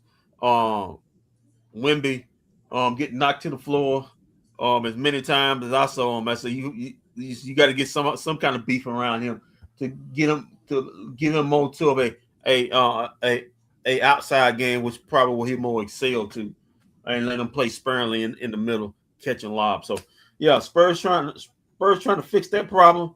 They drafted hit front court heavy with Quaintance and Reed Jr. Congratulations, Reed. Off to the Riverwalk, man. Don't eat up all the Cheerios. You already 265 pounds, man. Don't want to eat your way. No, they got good. They got good Tex-Mex out there, man. I don't know if that's a spot for you, but that's where you're going. Next up, the Boston Celtics, Minnesota Timberwolves, Cleveland Cavaliers, and the Dallas Mavericks.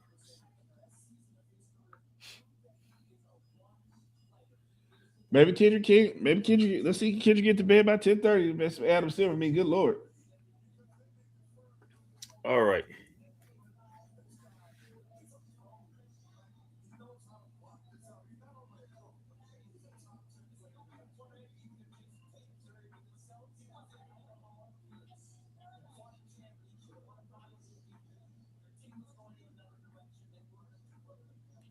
Well, Kurt Henderson, but always said, get ready to learn Masari trade nonsense, LOL.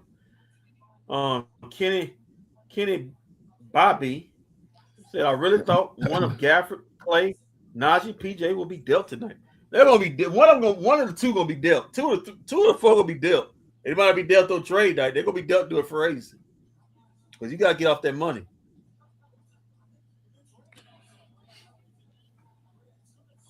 If a coach comes right in and draft one of his players, he's not drafting to sit on the bench.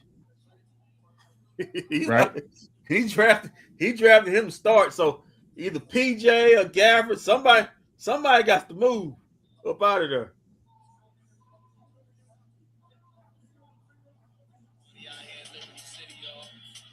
All right, the Spurs are Spurs are getting ready to pick. Adam Silver, he wandered through there, like he got lost for a second.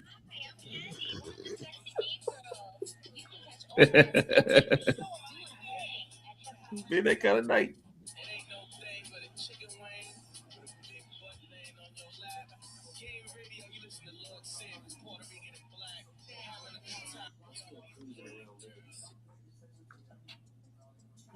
All right, let's get to. Okay, the pick is here for the Boston Celtics. Thank God. All right. Okay, Adam Silver looks like he's rushing up to the podium.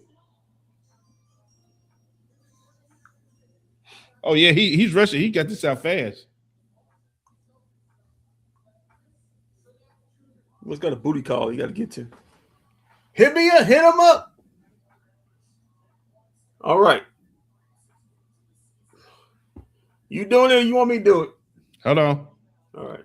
The green room this year, that's more than we typically see. And so you can see the anticipation, the emotion still with these players as they wait to hear if their name is going to be one of the final four here that we hear selected in the first round. The Boston Celtics have made their pick. We've discussed their needs. Let's see how they choose to fill them as we head back to the podium.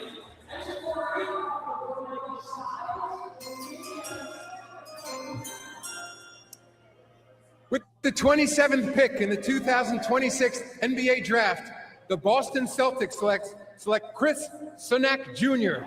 from the University of Houston. All right. Chris's coach. Chris Sunak Jr. 6'11", 240, another big off the board. From Houston. Position ranked 10, overall ranked 19. Strength, Sunak has an excellent length and moves fluidly for his size and has made strides as a rebounder. He also flashes as a natural shooting touch, giving him an intriguing base for an NBA team to develop. At his age, bigs with his physical profile don't come around in every draft. Weaknesses, the idea for Sunak was often more intriguing than his actual output. He hasn't been an efficient scorer and is still learning the game. He also didn't block many shots in college, although that was particularly due to his role at Houston, where he was asked to focus on rebounding. Verdict, Sunak is a project still forming his own core identity, but he benefits from his year playing for a physical demanding program at Houston. As a mobile big with the potential to space the floor and protect the rim, he could eventually fit extremely valuable an NBA prototype for a team willing to be patient. So he's off to the Boston Celtics. 6'11", 245, Chris Sinek. Don't know too much about him. I will say this as we go to this point.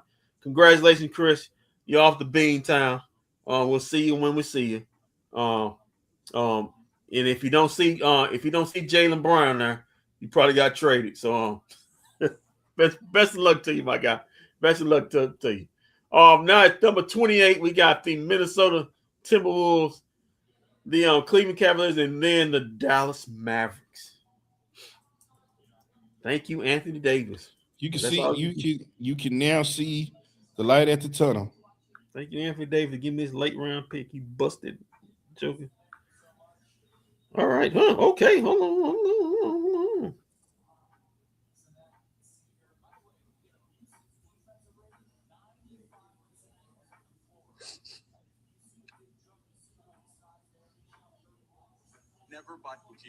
All right. The light is at the end of the tunnel. Yes, it is.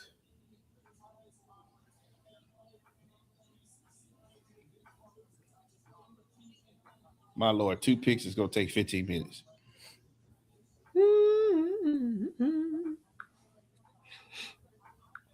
Okay,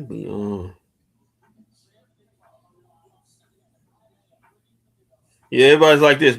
Yeah, what's called got a yawning Bugs Bunny, MFFL. He's got a yawning Bugs Bunny.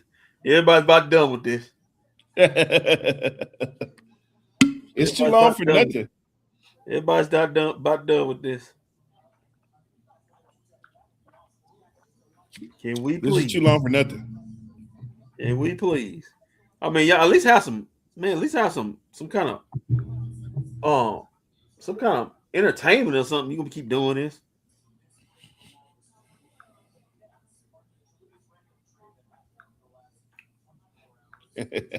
Julius Randle in Brooklyn. That's just funny.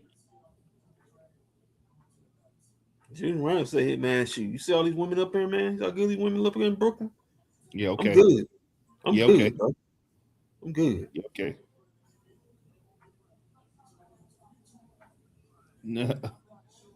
Oh, he's a bunny slayer like you. I like it. Yeah, man, that's my guy, man. That's my guy. All right. The pick is in for the Minnesota Timberwolves. Thank God. But I think this goes to Brooklyn. Yeah, this goes to Brooklyn. So Brooklyn trades back into the first round.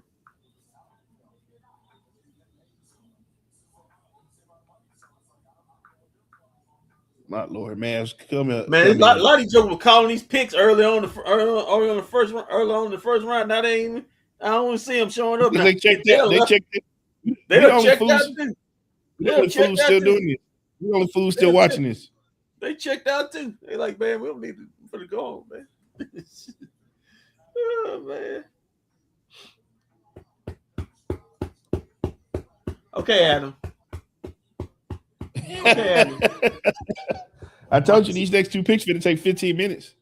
Somebody get Adam. Kendrick got to be at work in the morning, man. I'm off tomorrow, so I'm good. Listen, man. Thank goodness that the Mavericks, at least until now, they don't have a pick.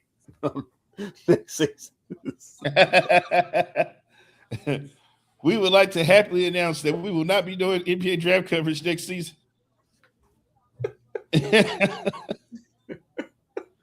Oh man, putting our bid in now. That's one thing that idiot got right. He did something right. At least now. All right. I see Adam Silver. Good Lord. I see him. I'm ahead of you a little bit. I see him. Oh, here he comes. Strutting out like a goddamn peacock. Hurry up, son. You're starting to piss me off. Damn, man, you shooting strays at him still, man. Because he's strutting around like a goddamn peacock.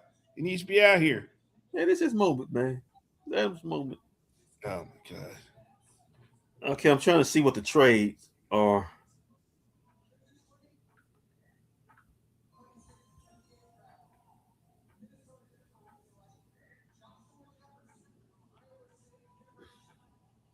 All right, here we go. If that's the way you want to go, that's the way I think it would happen. Who are you looking at, Drea? Yeah, a couple Okay, of this others. is part of the 3-team deal for Brooklyn. I'm looking For at Julius Randle. Yeah, so this is Julius. This is Jefferson, very Joshua versatile Jefferson. out of Iowa State. So those are part of two 3-team others that I would probably have my eye Yeah, on. this is So we're at the point of draft where the guys get drafted who's sitting in the Brooklyn rafters. as a part They don't of get a the deal. table. So again, it's not this pick that is going to be helping them out there. So with Brooklyn, really, they're looking at best available as usual. Here's Jay's best. Let's see what Brooklyn says as we go back to the commissioner at the podium. It's a. Oh, go ahead. With the 28th pick in the 2026 NBA draft, the Minnesota Timberwolves select Joshua Jefferson from Iowa State University. This is always one of my favorite parts of the NBA.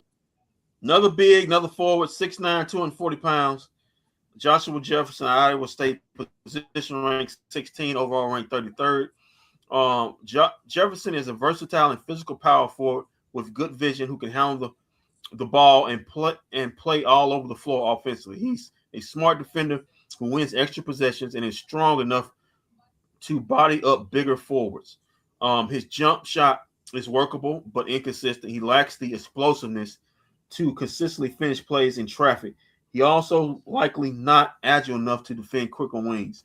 The verdict coming off his best year at Iowa State, Jefferson offers a plug-and-play appeal as an unselfish, connective role player who makes life easier for his teammates. His upside isn't immense, but he has enough size and skill to help upgrade a team's bench, particularly if he can make progress. He can make progress with his shot. Let me tell you something. Looking at Brooklyn and what they need, he may be starting. So they got a lot of guards and no bigs. I think anybody that gets drafted, they're starting. They got a lot of guards and no bigs. They got all them guards. Joshua Jefferson. Whoa! They got Julius Randle now, and you know what I'm saying. And Julius Randle. So somebody gonna be playing the five. So they got so he's gonna be playing. So but congratulations, Josh. He may be the best passing big. In fact, he is the best passing big in the draft. So congratulations to Joshua Jefferson. Up next, he's headed to Brooklyn. Up next, the Cleveland Cavaliers, and then your Dallas Mavericks. And then Kendrick can go to bed, but don't look like he's gonna make it at 10:30. It's gonna be about 11 o'clock before you get there. All right, let's go around and see what's happening. Nobody even doing the picks no more. Saying everybody done left.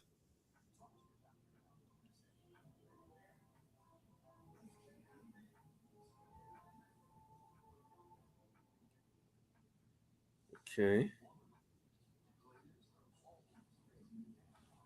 I'm gonna go turn my food off in the oven, man. I'll go ahead.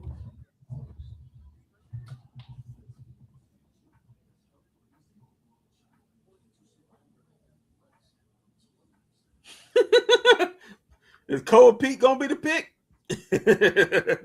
It'd be some Messiah to draft another forward and can't shoot.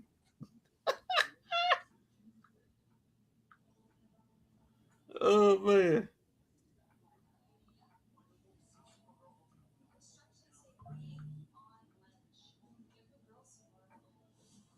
All right, let's see what we got here.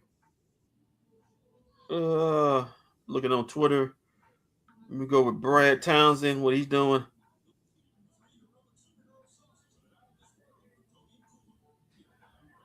Another Dookie still on the board. Isaiah Evans, still on the board with Cleveland on the clock. Number 29, and the Mavs after that.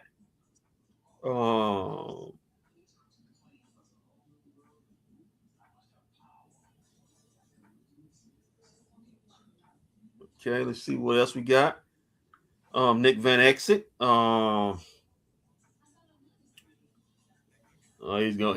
just reposting stuff. Sam Sharania. Sources: Cleveland is trading the number 29 pick. Okay, we got a trade. Trading the number 29 pick to Sacramento for the number 34 and future second rounders. The Kings are interested in UConn's Alex Carabin. So Sacramento is interested in the UConn sharpshooter. Right there. So we have a trade. Cleveland will be picking for Sacramento. So we have that. All right, we do have a trade. Okay. Yeah, trade something. Cleveland gets number 34 pick and future second round picks. Cleveland gets number 29 pick. Whoever this pick is, he's headed to sack time.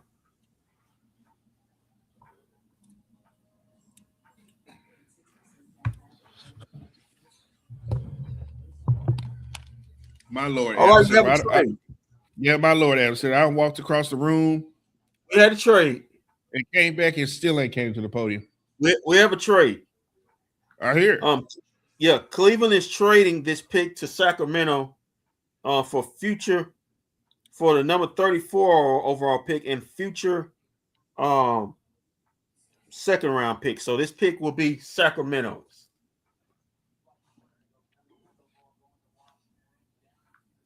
And then be the Dallas Mavericks. Are you sure? Let's get traded. Be such a Maverick move to make us trade. Let's wait all in and trade. Are you sure? Then trade that pick. Kendrick, I have some news that you are gonna hate, right? What's up? What's up? Oh my God. Boy,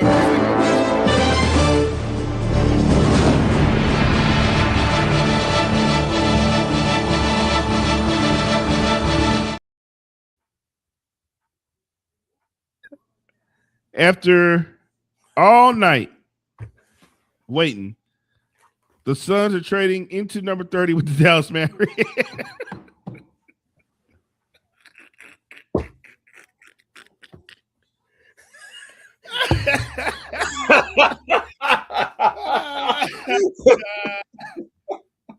Come on, man.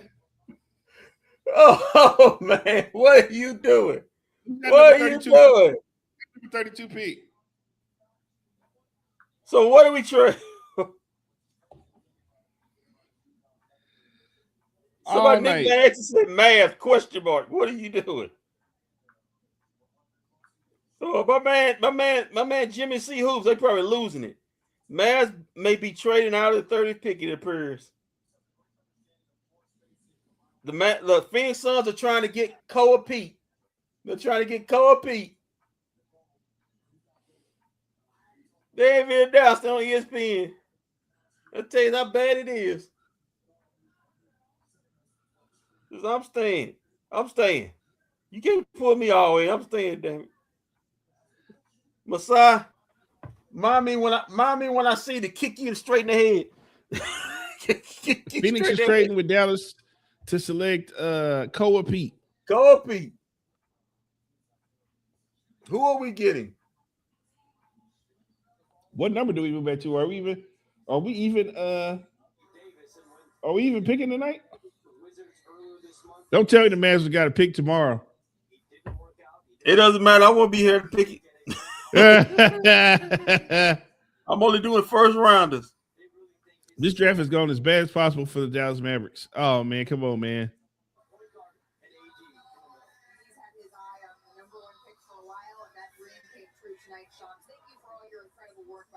This first round and keeping us abreast of all the moves that are happening here. All right, this is it, Andre. This is oh man, it ain't the Mavericks. It ain't the Mavericks. It's not the Mavericks. God, you not do your job. God, ESPN, you're terrible. Phoenix only has the 47th pick and future assets. So what are we getting from Phoenix? That's what I'm going to ask. What are we? They only have 47. You are not trading a first round pick for 47. So what are we getting from Phoenix?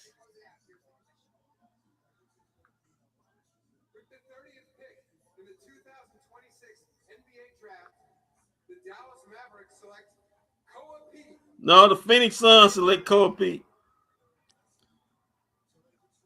Like we've seen in the past, like a Cooper Flagg or someone that's in Washington, D.C. right now, like an Anthony Davis. And when A.J. DeMata visited the Wizards earlier this month in D.C., I know A.J. DeMata said he didn't work out. He didn't work out for anyone. Boy, a lot of people mad on Twitter.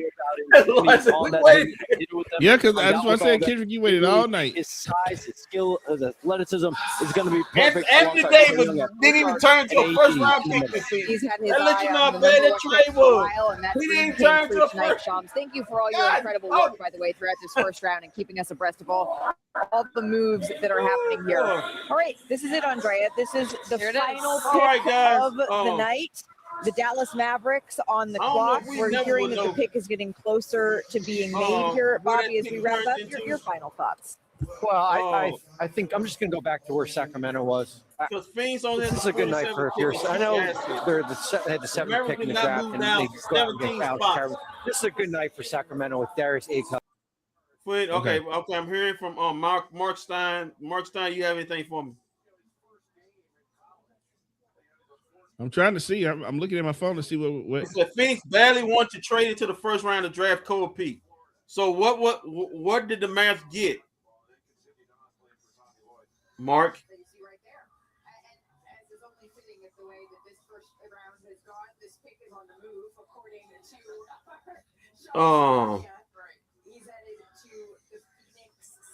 Anthony Davis didn't even turn into a first round pick.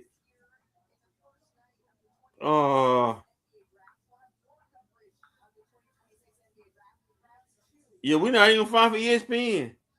No, Tovash, you didn't get Cole Pete.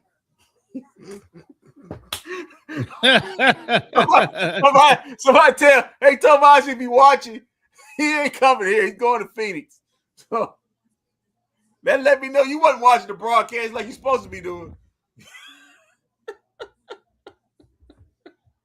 Oh, man. Oh, man. Oh, man. I'm still trying to find out what do the Suns have we possibly can want. That's the biggest mystery. What do you actually get? They only have the 47th pick. And I can't say the Mavs being that stupid to trade 17 spots of 47 from 30. Somebody said I stayed up for the 2026 draft, and all we got was this T-shirt.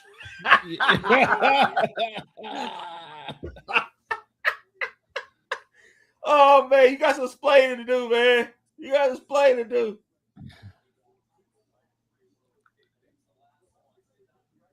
This is like who shot JR cliffhanger.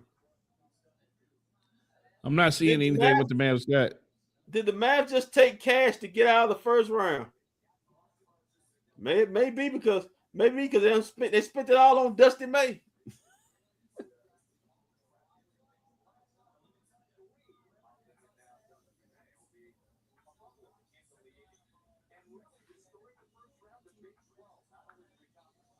Okay, anybody? I'm looking at Fish. You got anything? No, Fish don't have nothing.